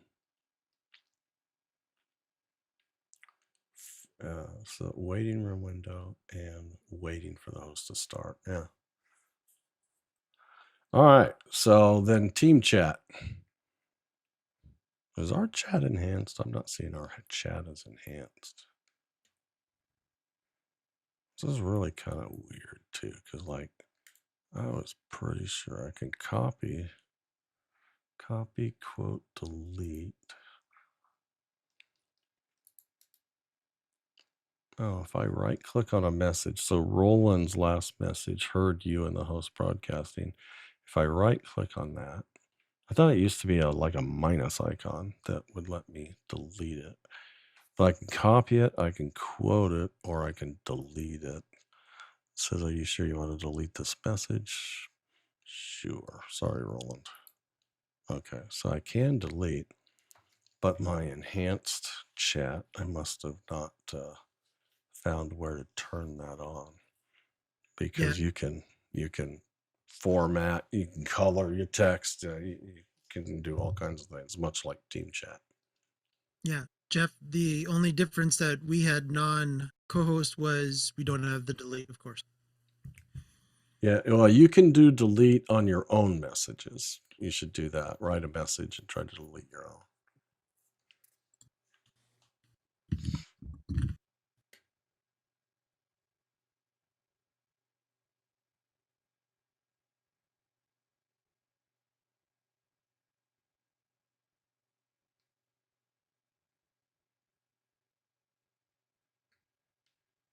Is this quote function new?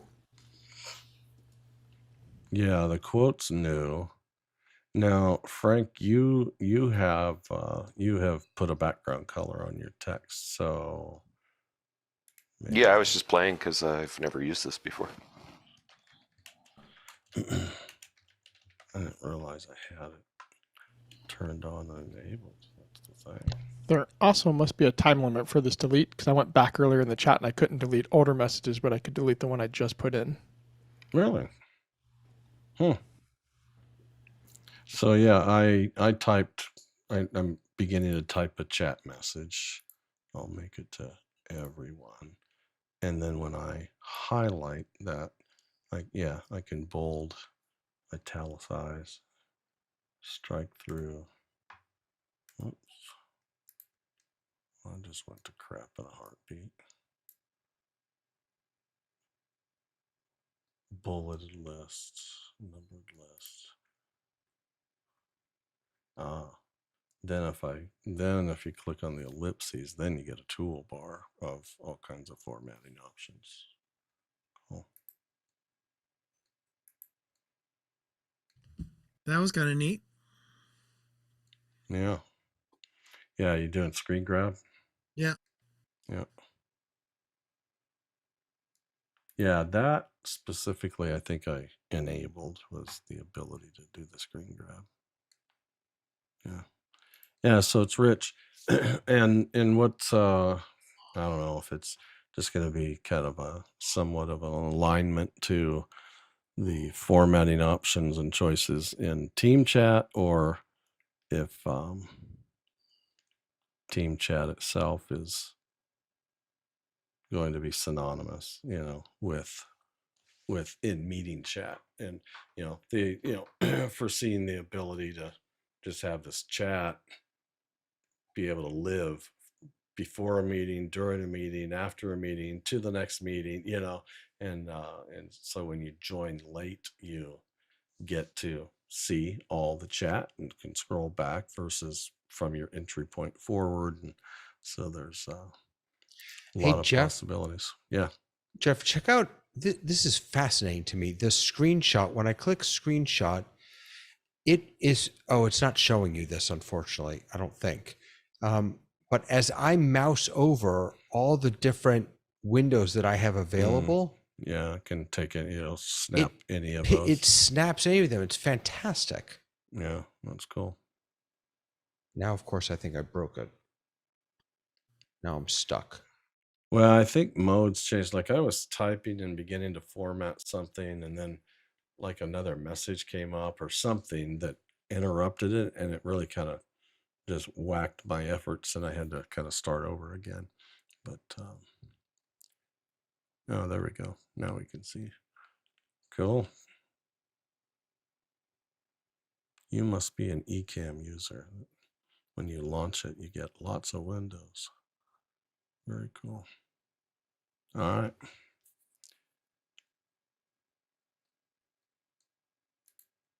Good stuff. Team chat. Mention groups. Delete. Yeah.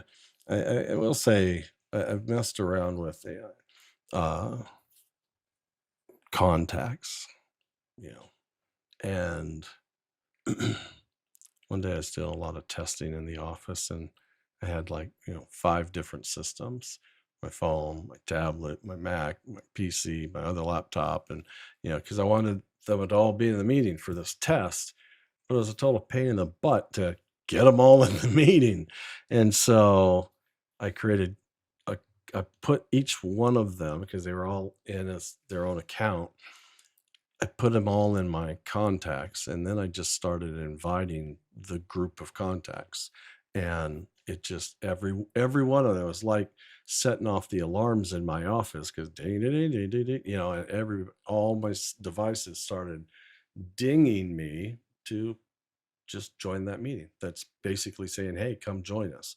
And it was a really easy, quick way to to get a bunch in the meeting at about the same time pretty quickly anyways. All right. Delete messages, configurable text compose shortcuts. Yeah, just going gung-ho on Team Chat for sure. Anybody using the Zoom Mail and Calendar? Yeah. Yeah, it's been okay. It's very similar for me to our G Suite stuff. That's sort of what the interface looks like to me when I've been using. I haven't been using it. Like it is my, if I happen to be on that, if I'm in Zoom and I'm, want to check quickly into an email instead of me opening the browser to go into G Suite, it's right there. Just had to associate it with my account.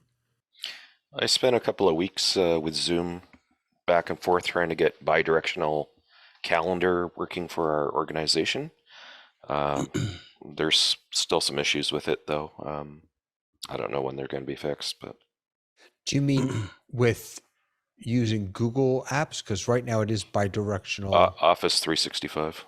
Oh, okay. All right. So I don't have a lot of confidence in the bi-directional part.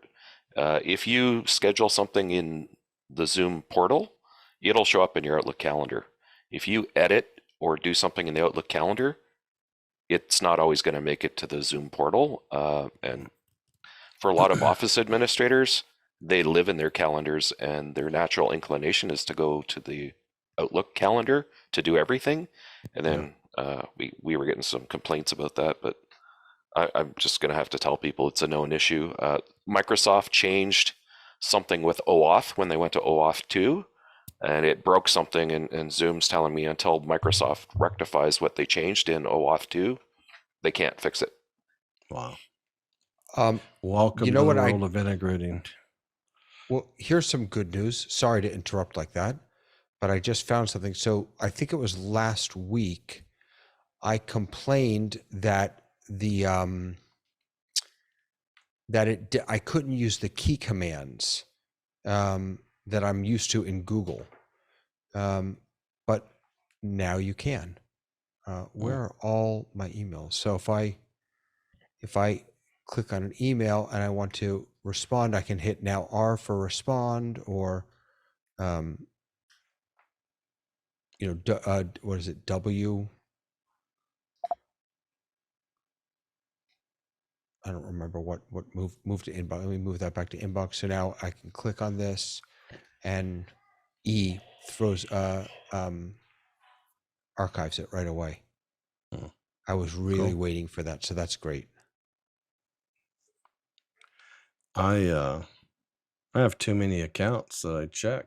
I mean, and that's one of the primary reasons I use Mail on my Mac, because I just look at all inboxes and read and zap, and it's by far the fastest way for me to get through all my different accounts. And I have different Zoom accounts, but only one of them would invite email, but that I care about anyways. But I have several other accounts that have meaningful email, and so having the Zoom client, it's nice when the client is open and in my face, and a little alert pops up. It's quick and easy to check it.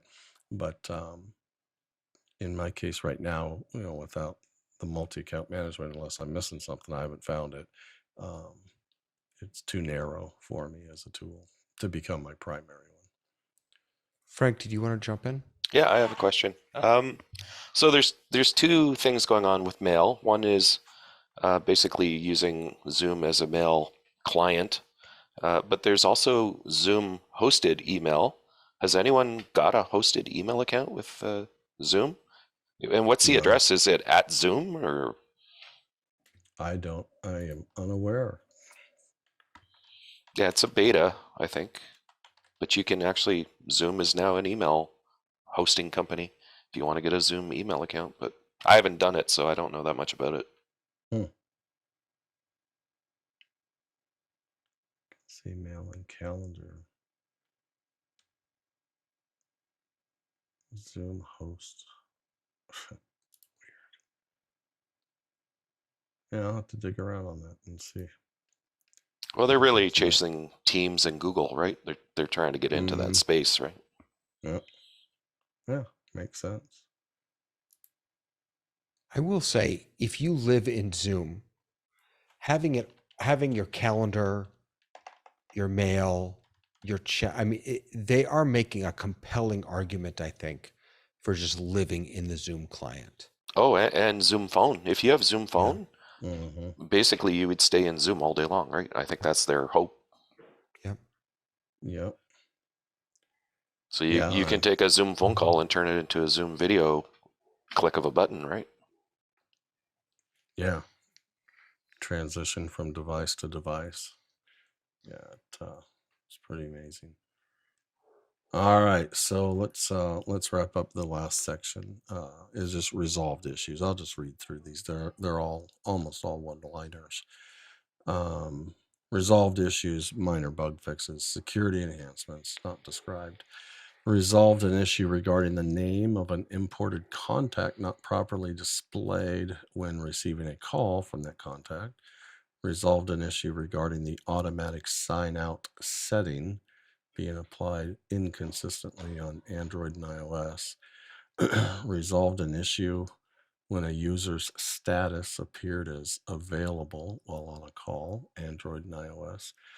Resolved an issue regarding a host renaming a participant and the name not being reflected in reports, Android and iOS. These are all Android and iOS, actually, I can see. Resolved an issue regarding warm transfers on those mobile devices. Resolved an issue when sharing a PDF presentation on mobile. An issue regarding presence status. An issue regarding an inaccurate prompt when the host asks you to unmute.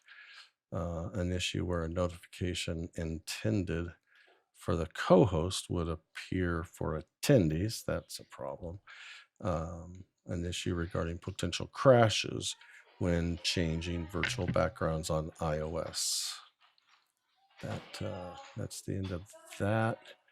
And then out of office, enhanced formatting for in-meeting chat. Oh, the enhanced formatting for in-meeting chat feature has been pulled from release due to compatibility issues and will be available in another upcoming release.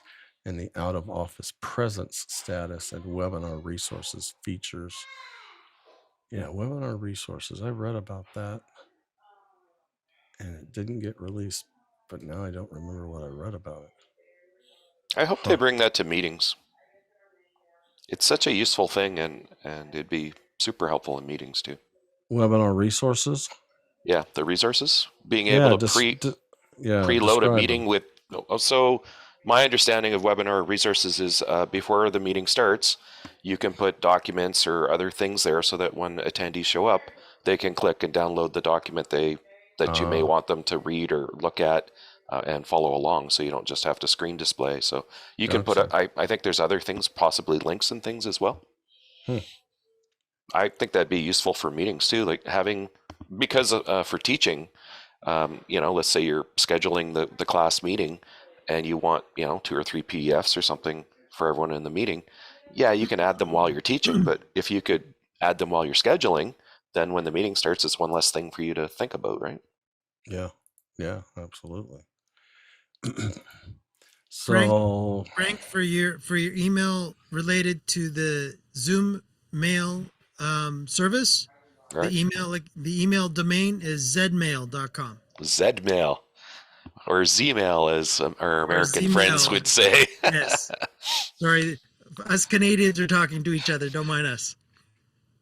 Okay. Yes. Or it could be German. Zimmel. Zimmel. Zimmel is here. Zimmel. All right, so I'm just looking forward because they've got notes on the 22nd of December, 25th of December, scheduler for Firefox, scheduler for Chrome.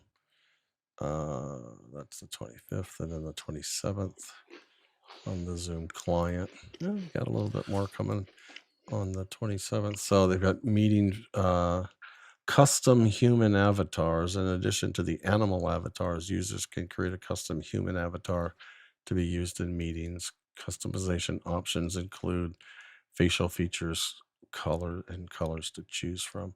Whiteboard on the 27th, Zoom whiteboard features that were currently only available in out of meeting whiteboards, such as additional shapes, Kanban boards, templates, comments, will now be available when in meeting.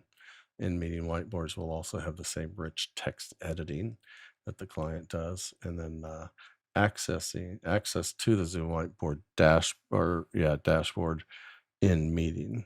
User will have the option to view and manage whiteboards that they have access to during a meeting. That's cool. So yeah, continuing to get better and better. Resolved an issue with slide control and Google Slides for Windows. Resolved an issue sharing Google Slides and participants seeing other windows. So we got a little bit more coming before the end of the year. Very good. Very good. Let's see. Andy said he was going to come back. There he is. And so we'll make that happen. Any other? David had to jump, it looks like. Very cool. Anything else that I'm talking about? That was probably the longest list we've had for a while, so I think it's always worth being up on what's coming, what made it, what didn't make it, and testing it. And I think we definitely have some research to do on captioning and translated captions for sure. I think that was our fuzziest walk away, but we'll get to the bottom of that. So if anybody wants to drop, you can. We're going to focus on Andy and see what we can do to help him out here. If you want to stick around, you're absolutely welcome to. But if you're going to drop, I want to make sure that share with you and everybody online to have a very happy holiday, Merry Christmas, whatever you're celebrating. Certainly do it safely, enjoy it, family and friends. I know our sons squeaked into town the other night. They drove 20 hours, I think it was. It was supposed to be 16, but the weather made it about 20 from Utah to Kansas City. Wow. And there were sections that were pretty bad. I literally booked them a hotel room, 3+ hours away. And then by the time they got there, about 40 minutes later, the roads weren't as bad. So they wanted to keep going. But yeah, they left like 7 a.m., 6 or 7 a.m. and got in at 3 a.m. So it was a long day, but they're here and they're safe. And one of my boys, they're twins. One of my boys received a mission call for the church yesterday, and he'll be serving for 2 years in Taipei, Taiwan. And Wow. he'll become a Mandarin speaking individual which will give him a new connection to his grandmother, his mom's side.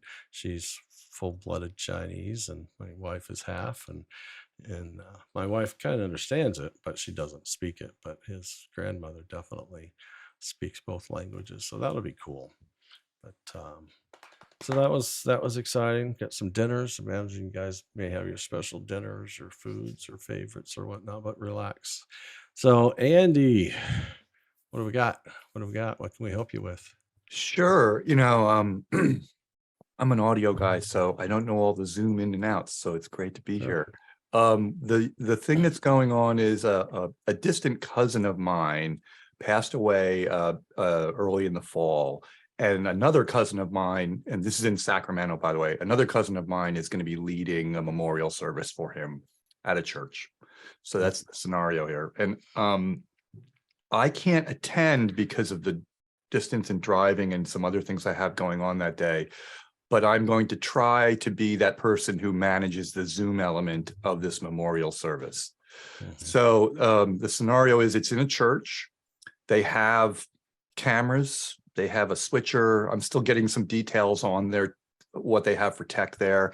They do have 2 large video screens that are like to the side of the the front of the church. There's a term for it. I'm blanking on the name of it. But anyway, so they have that. They typically, this is a place that typically live streams their services. That's this scenario. The way the memorial service sounds like it's going to play out is like a lot of memorial services where there'll be music at first, then there'll be some talking by people in person that will switch to people who are on Zoom who want to say a few words. And there'll be a little bit of back and forth in terms of that, but it's going to kind of follow this agenda and this flow. And then at the end of this, the request had been made that the Zoom audience can then all, they can switch on their mics and have an interactive conversation and all of that and kind of share. So that's kind of the general framework of this thing. And I was speaking to my cousin about it, who, and he's on Zoom a lot, but he just uses it in a fairly basic way. And I said, well, maybe what we want to do is we want to put everybody in a breakout room and only bring those people who are scheduled to speak during the service into a main room. And we were talking through the flow of this, and it occurred to me that a lot of the people who are attending this memorial some of them probably have never even been in a breakout room. Yeah. So my question is, a couple of my questions, this is the main question I have is I have been on meetings where I've been directed at, to a breakout room and then pulled back into the main meeting and all of that sort of thing. So my question is, is this necessary? Because I know we can mute people remotely and do all that sort of stuff if everybody's in the same room or the same meeting. Or is it better to do it the way I suggested, where we keep everybody in sort of an attendee mode where they're, in a viewer mode where they can't interact with the main meeting. And then at some point we say, we pull them in. They don't do it themselves to the main meeting. Yeah. So, I guess, my first chunk of feedback, and Roland says in chat, something I agree with is, no need for a breakout room.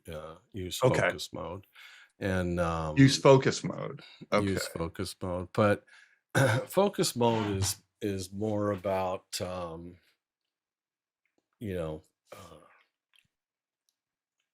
caring about what the Zoom online audience is seeing or not seeing, because only they choose whether it's on the projection screens or not. You know what I'm saying? Like, if and they, that's fine. if they want to show the gallery view so that the people in the, chapel or congregation can see that there's this group of, remote, attendees as well, then you have to prepare for that, and that is, you allow the cameras to come on, but you keep everybody muted. It's just a visual thing, but you're giving them a feed of, the speakers and the music and so forth. If somebody said, no, we don't have to show the whole group or gallery, on our projectors, then it's not such a big deal. I mean, I don't even know if focus mode at that point is such a big deal, unless it gets to be a big group. If it gets to be a big group, then then it can just become easier, you know, a little simpler to manage with that.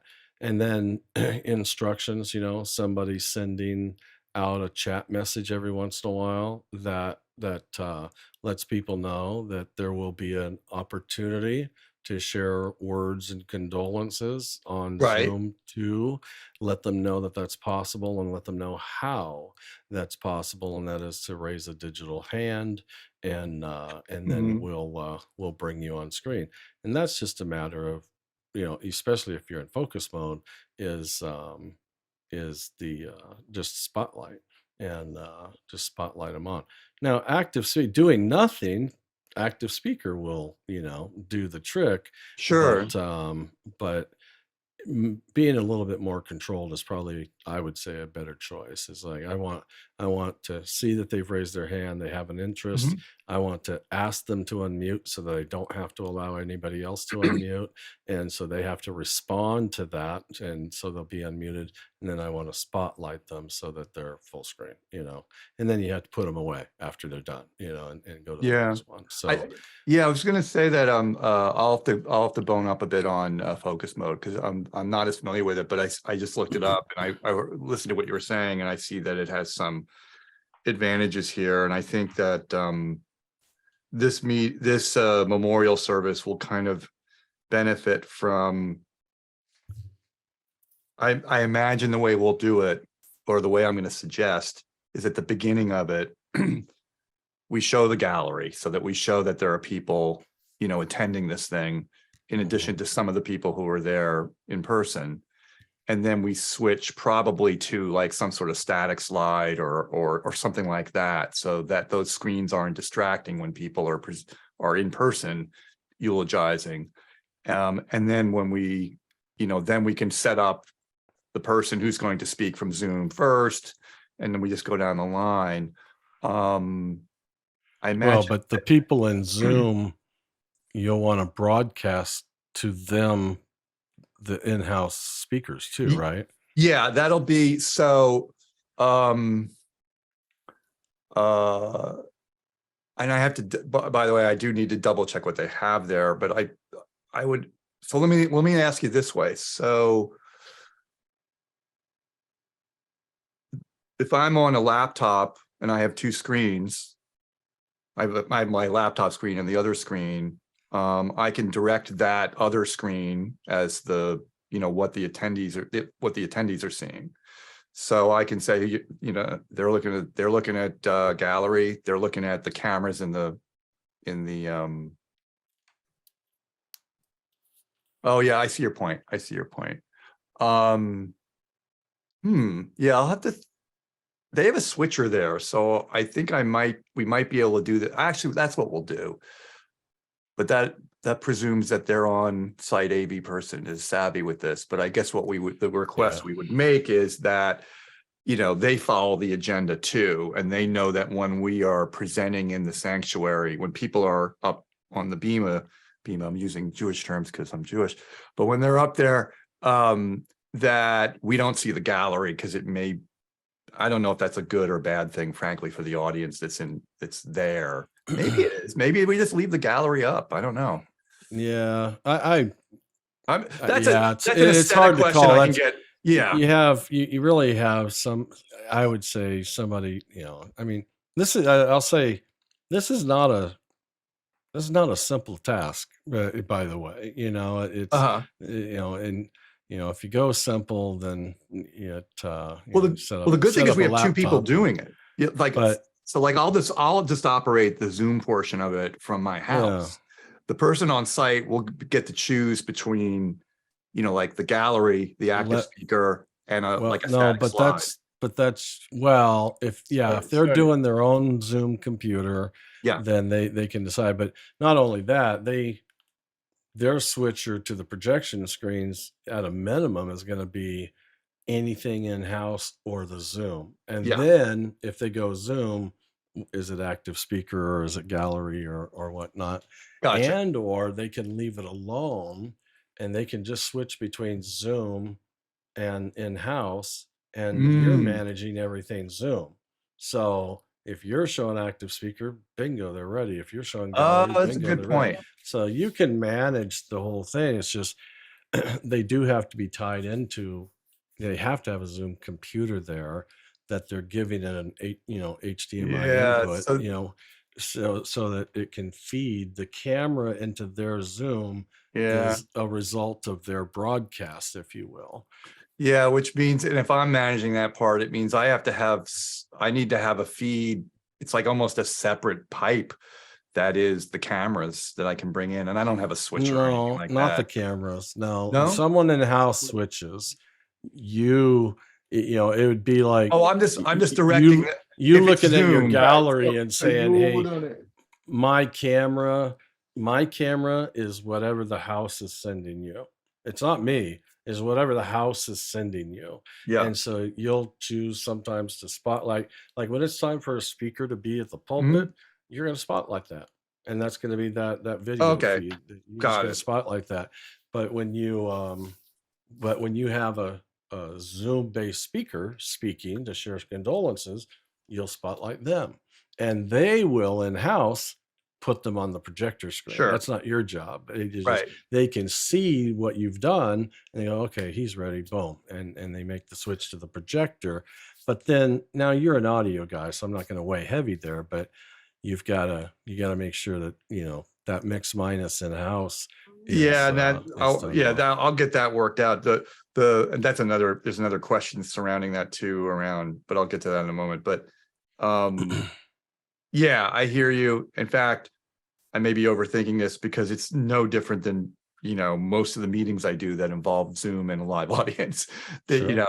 Most of the time there is someone who's switching iMag projectors, That's right, screens, whatever, separately from the webcast, broadcast, stream, Zoom, whatever it is.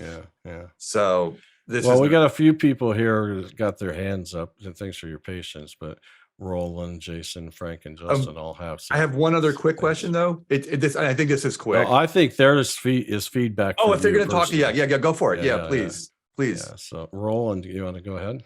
No, I think you have covered most of it, Jeff. And I think you have to be careful you don't overthink it.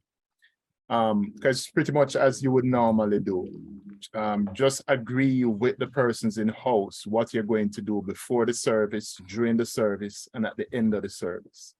So that you have that outline settled, as Jeff was saying, that it's going to be gallery view just before. At a certain point, you're going to cut over to the focus mode where it's the program.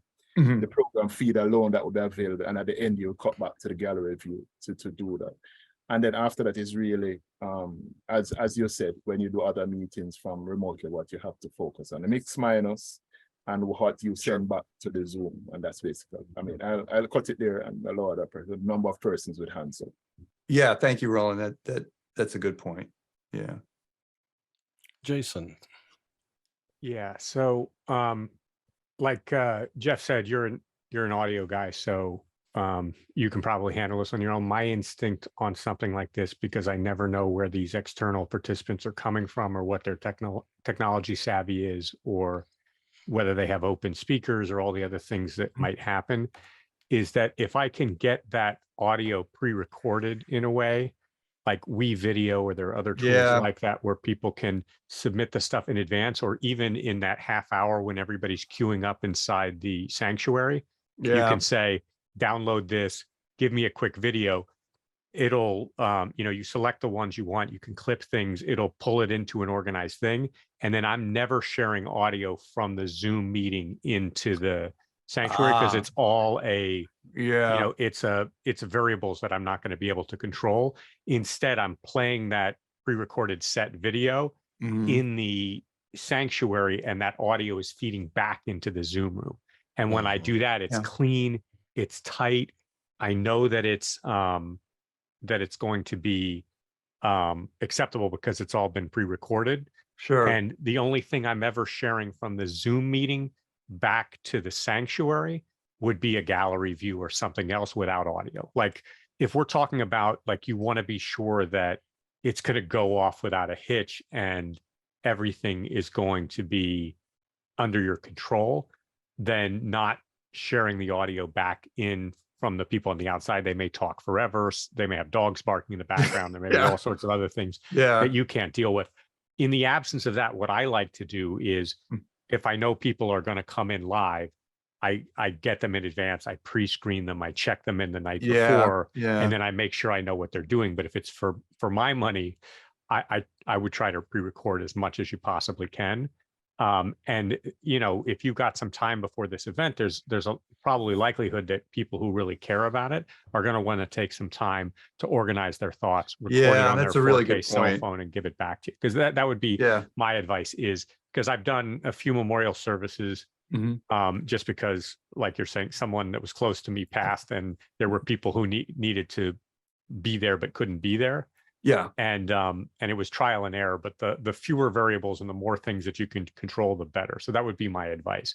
But like I said, you're an audio person, you may be able to handle all of those variables just fine, but it's just something to consider.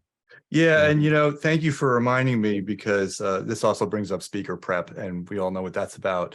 But the pre-records, it actually occurred to me, I was attending a Zoom memorial, and they did pre-records for the majority of the people who were on Zoom and who couldn't be there. And you're right, it's so much smoother, and it definitely removes a lot of stress during the event. Lot more predictability. And it's a good idea. That's a really good point, and I'll bring that up with my cousin. Okay. Who's up next? Frank. Sorry for your loss. What I would suggest is that, first of all, maybe have a tech night a day or a week before where people can join. We are doing one of those. Yeah. And then maybe when you share the meeting link or whatever, maybe say be on an up-to-date version of Zoom. Some of the Zoom features don't work unless you're on a high enough version of Zoom. Okay. So maybe some instructions on how to download Zoom or install Zoom or update Zoom, so that any of the features you want to use will be available, because not everything works if you're on an old version of Zoom.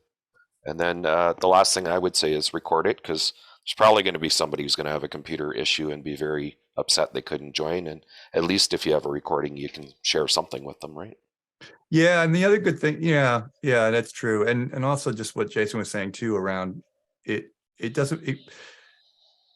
it's less nerve-wracking because they're not live. And for a lot of these people who aren't used to Zoom, being on Zoom calls like this, I think that'll really lend itself to them. I just think recording the service is a way for, Aunt Betsy. We'll record the service. Get her computer figured out that day for whatever reason.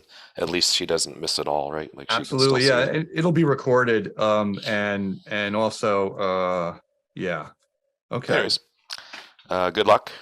Thank you. I appreciate it. Justin, what you got? So, Andrew, I would say whatever solution you ultimately go with, think what is the simplest thing you could possibly do for this? Absolutely. You're not trying to produce this massive event, and it's very easy to turn it into a full production with multiple cameras. No, I'm a KISS guy like you. It sounds like I want to keep it simple, because keep it simple for it. I'm with you on that. Yeah, for sure. And what I'm hearing here too, the only thing I'm going to look at really at this point, I will look at focus mode. I'm just curious about it, but it sounds like, but I know I can do this without it, because it's, it's spotlighting people just like y'all said. Exactly.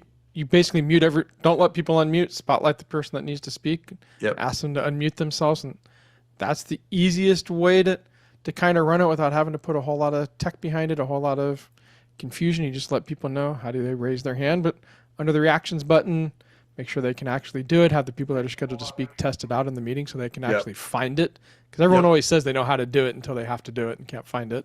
Yep. And then your tech check for you, I think, is going to be more important than the speaker tech check. Just so you can figure out what they have, since you've never physically been in the space and you're trying to work through those scenarios of gallery view, speaker view, making sure they show up on the screens for them in the right spot and whatnot.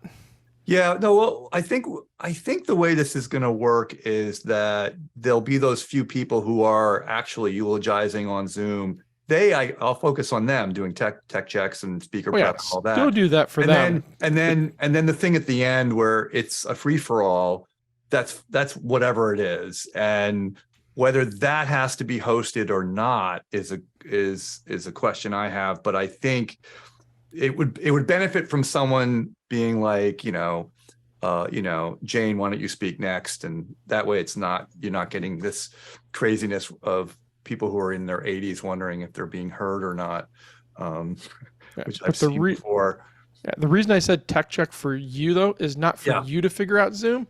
It's for the people that are going to be in the church to make sure they know how to interact and get the things that they need up on the screen at the right point in time, because that's the piece you can't control. Because I think you got the Zoom piece under control, but them making sure they know how to pull in Zoom into their switcher, make sure they can get the audio, like all of that stuff long before so when the day comes. Well, the good news is I am literally going to go out there. Awesome. Yeah, so I'll actually get to see the space in person. And I think what would be very useful during that tech check is to literally do a run through where I'm in another room with a laptop and a monitor. And yeah, that we were going to do something like that anyway, but now I'm seeing really the importance of that so that their guy who he's been trained how to use all this stuff in the space, but he's not one of us who's a production person, but he's been doing it long enough, it sounds like, where he's familiar with what they have. So I'll make sure that, he gets what he needs. And what day are you going to be out there? Sure, let me check. I think it's January 3rd. It's at the end. Yes, it's January 3rd, and about 11 p.m. Pacific is when we're meeting. Yeah. Too late for me, man. I was gonna offer it. I'll call some people together, but did I say PM? I'm sorry. You said 11 PM. I'm sorry, 11 a.m. Well, Pacific. There I can probably help out. I mean, if you feel like you want, just even 3 or 4 or 5 people, just holler and all. It'd be yeah, actually that would be great just to get at least some other eyes on it. Maybe what I'll do is I'll just get all the ducks in a row and everything set up, and maybe even do a little bit with them, and then bring, I can just say, hey, look, I have this community we can bring in for a few people for a moment. If you're in, we can just go from there. I am, was it Al Gore said, I benefit from low expectations. So I think we're under okay promise there. over deliver. That's it. Yeah. Exactly. Yeah.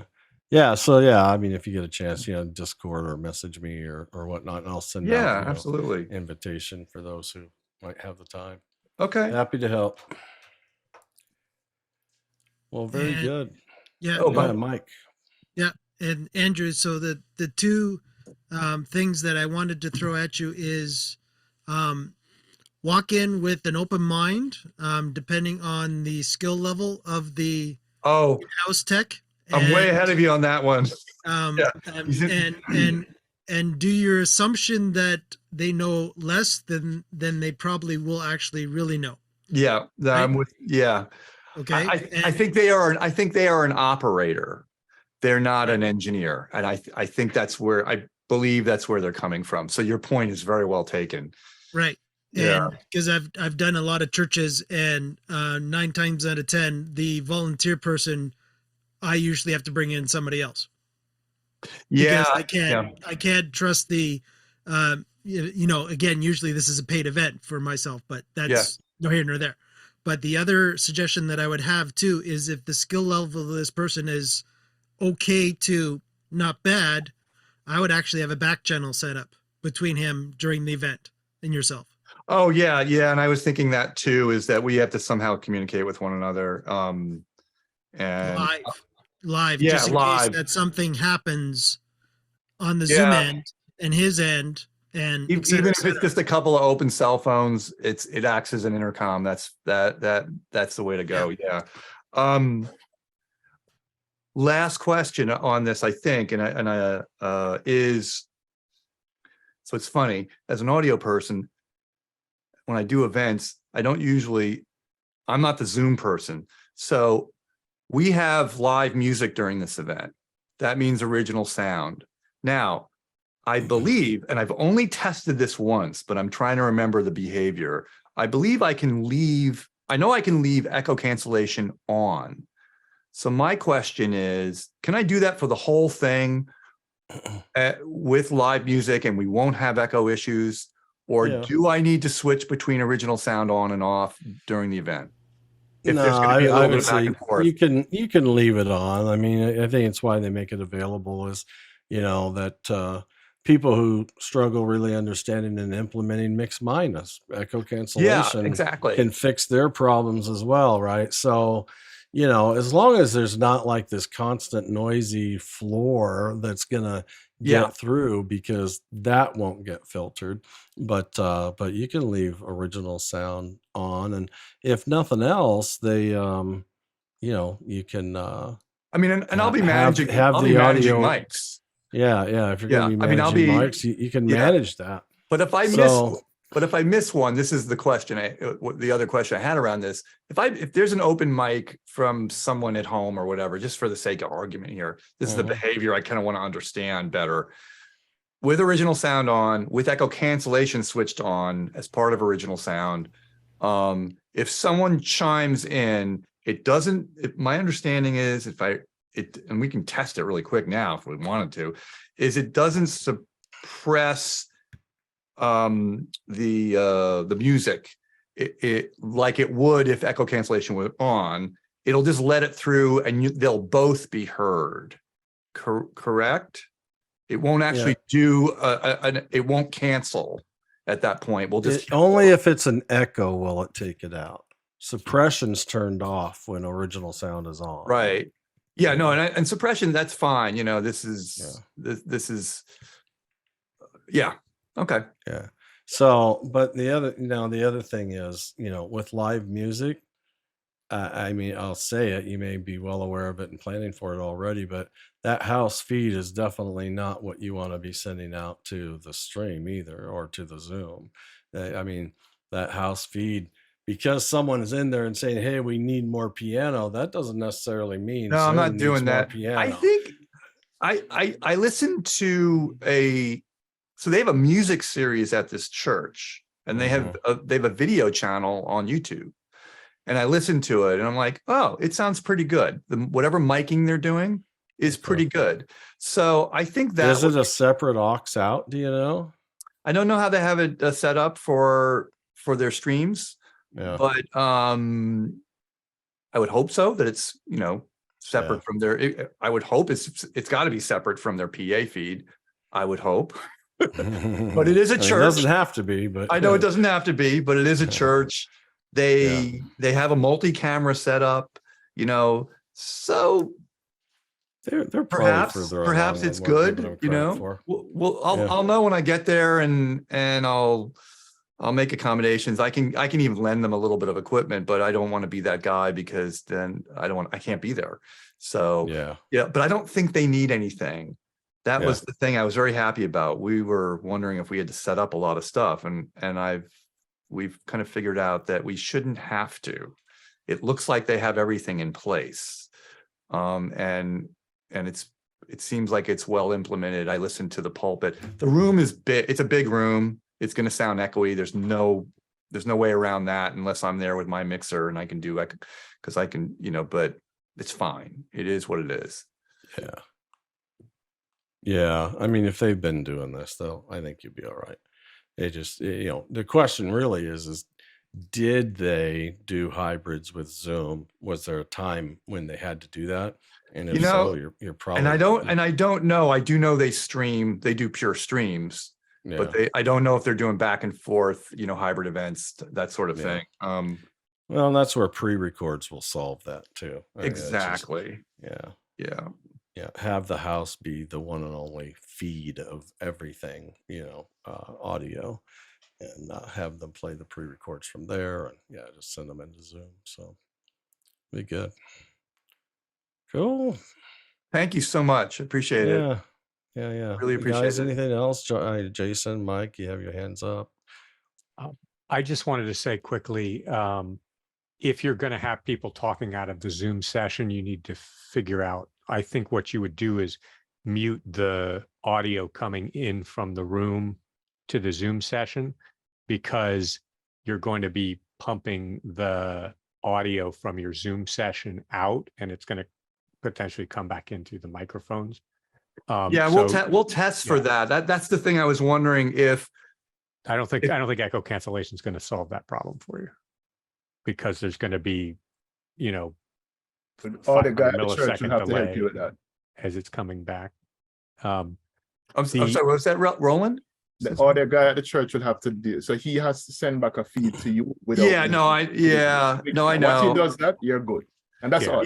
But he can just ride the channel though too, because when somebody on Zoom is talking and it's being fed into the chapel as well, there's no reason for them in Zoom to be receiving anything.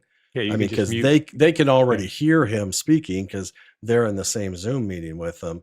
And then if somebody's riding the channel, if it happens to be two-way, which would be pretty unusual, then he could ride the channel. But more than likely, it's just speaker after speaker, So Jeff, the problem is once you have somebody talking on Zoom into the church, it's going to hit in the mixer there.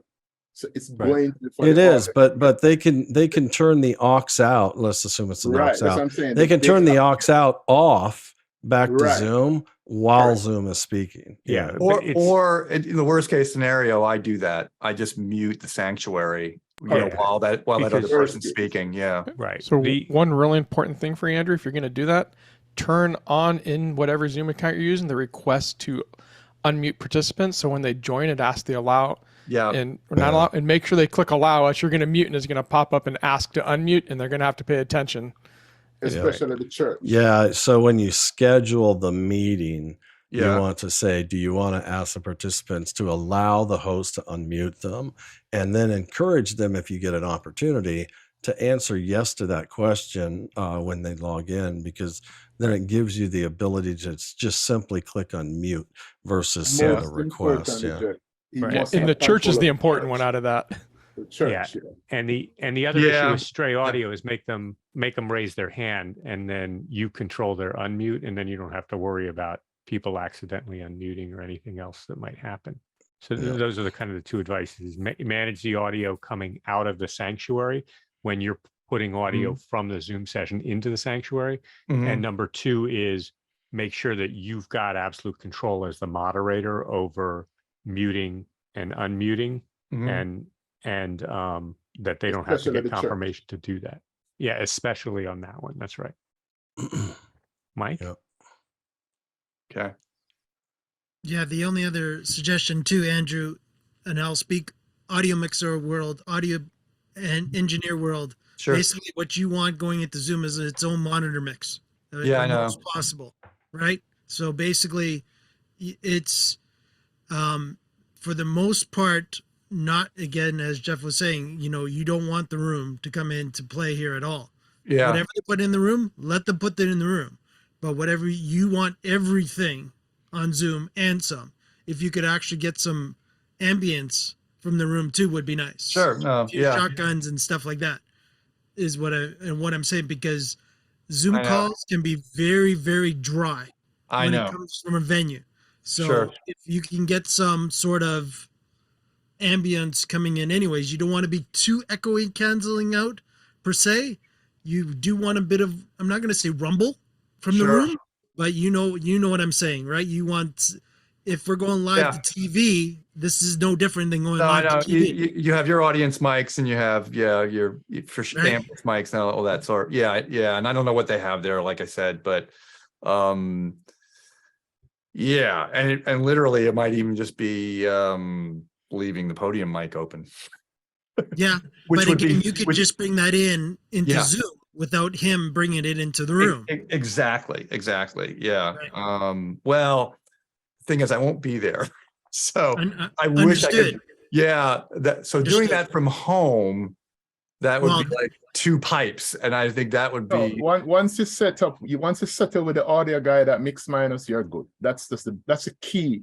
Yeah, Make no, sure I you have that. I Once know that is that. done, Yeah. you're good. Yeah, but I think they're gonna. Yeah, I see your point. Yeah. Okay. right. So again, yeah, it just will come down to their skill level. And if, like Jeff was saying too, for them to ride the meters properly, you may, depending on their skill level, all of a sudden have to be a bit of an audio engineer a bit for the Zoom call as well. Well, Yeah, on the okay. church's Zoom feed, simple, crazy little things. I mean, you're on the panel plenty. No auto mic level in Zoom. Yeah, make sure yeah. that's manual and fixed, and Yeah. just yeah, it's control points that you have to really make sure that you have in play. Yeah, in fact, we might even instead of using their computer, we might just set up our own and at the sanctuary. I'll see what they have. If they have something already in place and it looks like it's dialed in, and it's like, for example, that's a really good point, Jeff. I'll look at their computer. If they've done Zoom before, I'll see if they have that checked off or not, because that'll be a good indicator. But we'll do a test with it anyway. Yeah. If you end up doing your own computer, you could look at installing something like VNC so that you could remotely access it without screwing all the audio settings and whatnot up in case you did have to click on something on the Zoom if you had your own computer there. Yeah. Well, I think the way, I hear you. It's a good point. I wasn't planning on that, but that would be an emergency just in case something went wrong and you needed to see the screen. I could take control of their machine. Yeah.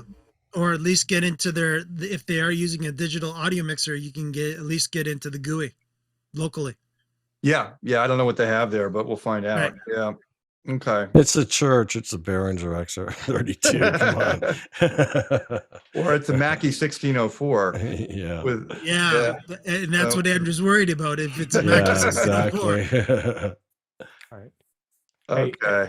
Everyone have a happy holidays. I got to take off. Yeah, you thanks too. very much. No, Jason. Thanks for hanging out. Thanks for sharing. And thanks everybody for the advice. I really appreciate it.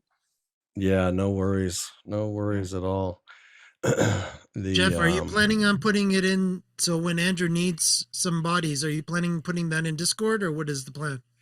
Yeah, if Andrew feels the need to reach out, I will, I'll probably just, my mailing list that I do the invites, that has got 700-800 people on it, which is not what we're not looking for numbers, but like that. But it just gets everybody's attention. It's like, hey, it's an opportunity to, provide some service to one of our own and get a few that come back and say, yeah, and make it happen. So I may try Discord first. And if I get enough, I'll leave it alone. If we need to broaden it, then I can really quickly broaden it as well. Okay. Yeah. My suggestion is, just because I'm not in Discord enough, is do similar to when like Alex does in office hours, where he does like a sort of like a pin message where you pin everybody.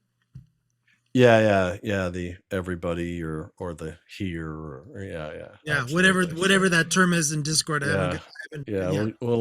We'll get it out there, but I can post in Discord in after hours as well, or office hours, because I think most of us are there, so it's just they have a channel there called I Need Help, and so we can post there and see if we get a few, and I mean, it's not going to take a lot. I mean, I think if you get 3 to 5 people like this who have kind of been there, done that, and have some, ideas, that not only being present will be helpful, but being able to provide some potential, solutions a little faster than not. So anyways, happy to help always. So, well, very good, Andrew. And if you need any help prep wise, just do you have my number? Yeah, dude. I don't know if you and I have shared I direct might numbers. never Hang on. know. I'll tell you in just 1 second here. I'll message it to you. I'll just put it in the chat. Oh, to okay. everybody, but Yeah. yeah. Yeah, the other thing that occurs to me too is before the run through, even before I get there, I'll do a run of a quote unquote, a real simple run of show. That way I can hand that to their tech and, you know, something based on the agenda of the event that way, and keep it really simple. I did that for another one where I was just kind of helping out, and that really helped the guy who was in the same boat that I'm in with this one, where he had some skills, but he didn't have production skills. So that really helped. Yeah. Very cool. Yeah, just give a ring or send me a text or whatnot, and help you get well Oh, did you prepped. I mean, did you in the direct Zoom message chat, me? is my phone number. Oh, in the Zoom chat. Oh, I didn't see. Oh, there it is. Thank you. Yeah, it was all the way over my other screen. I didn't see it there.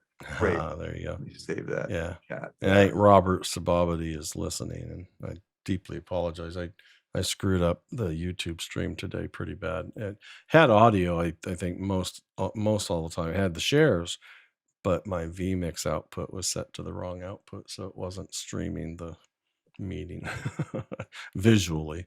And so I apologize there, not just to Robert, but everybody. So that'll be a crummy archive.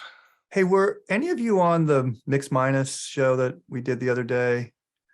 The only reason I asked is because we were talking about and echo cancellation, and I was basically asking, like, I know a little bit about it, but I was very honest. I said I don't know how audio works in ZoomISO, but I do know how it works more or less in vanilla Zoom, you know, with echo cancellation and what that is. It needs to hear both sides of the conversation so it can do its job. And Andy Carluccio someone said Andy Carluccio made a comment in Mukana, and I couldn't get to it because I was presenting at that point. And I was just wondering what he said, but I could always go ask him. He lives like 3/4 of a mile up the street from me. So, yeah, he moved out there, didn't he? Yeah. And he often, he may have given up on the YouTube today, but he may be listening as well. And okay, yeah. No, I'll hunt him down because he and I are overdue to grab a cup of coffee anyway. But yeah, I was curious about that because yeah, cool. Hang on just a second. I like Cosmic's claymation thing there. That's great. I just looked at that. He has to animate that thing. Yeah. Very good. Well, I think we're going to call it a wrap, you guys, as I'm out of focus and it's focusing on my laptop instead. Let's see if we can get it back in. Come on. It's stuck. If it was a Sony, because it's on eye detection or eye focus, it would do great. Canon's eyes are not so good. Maybe if I open my eyes bigger, it'll work. I don't know. Anyways, all right, you guys. I'm gonna depart the show. Probably go have some fun with the family. But happy holidays, Merry Christmas, all those things. We will expect an invitation next week as well. And if you can make it, great. And maybe we'll see you then. But take care. Happy holidays.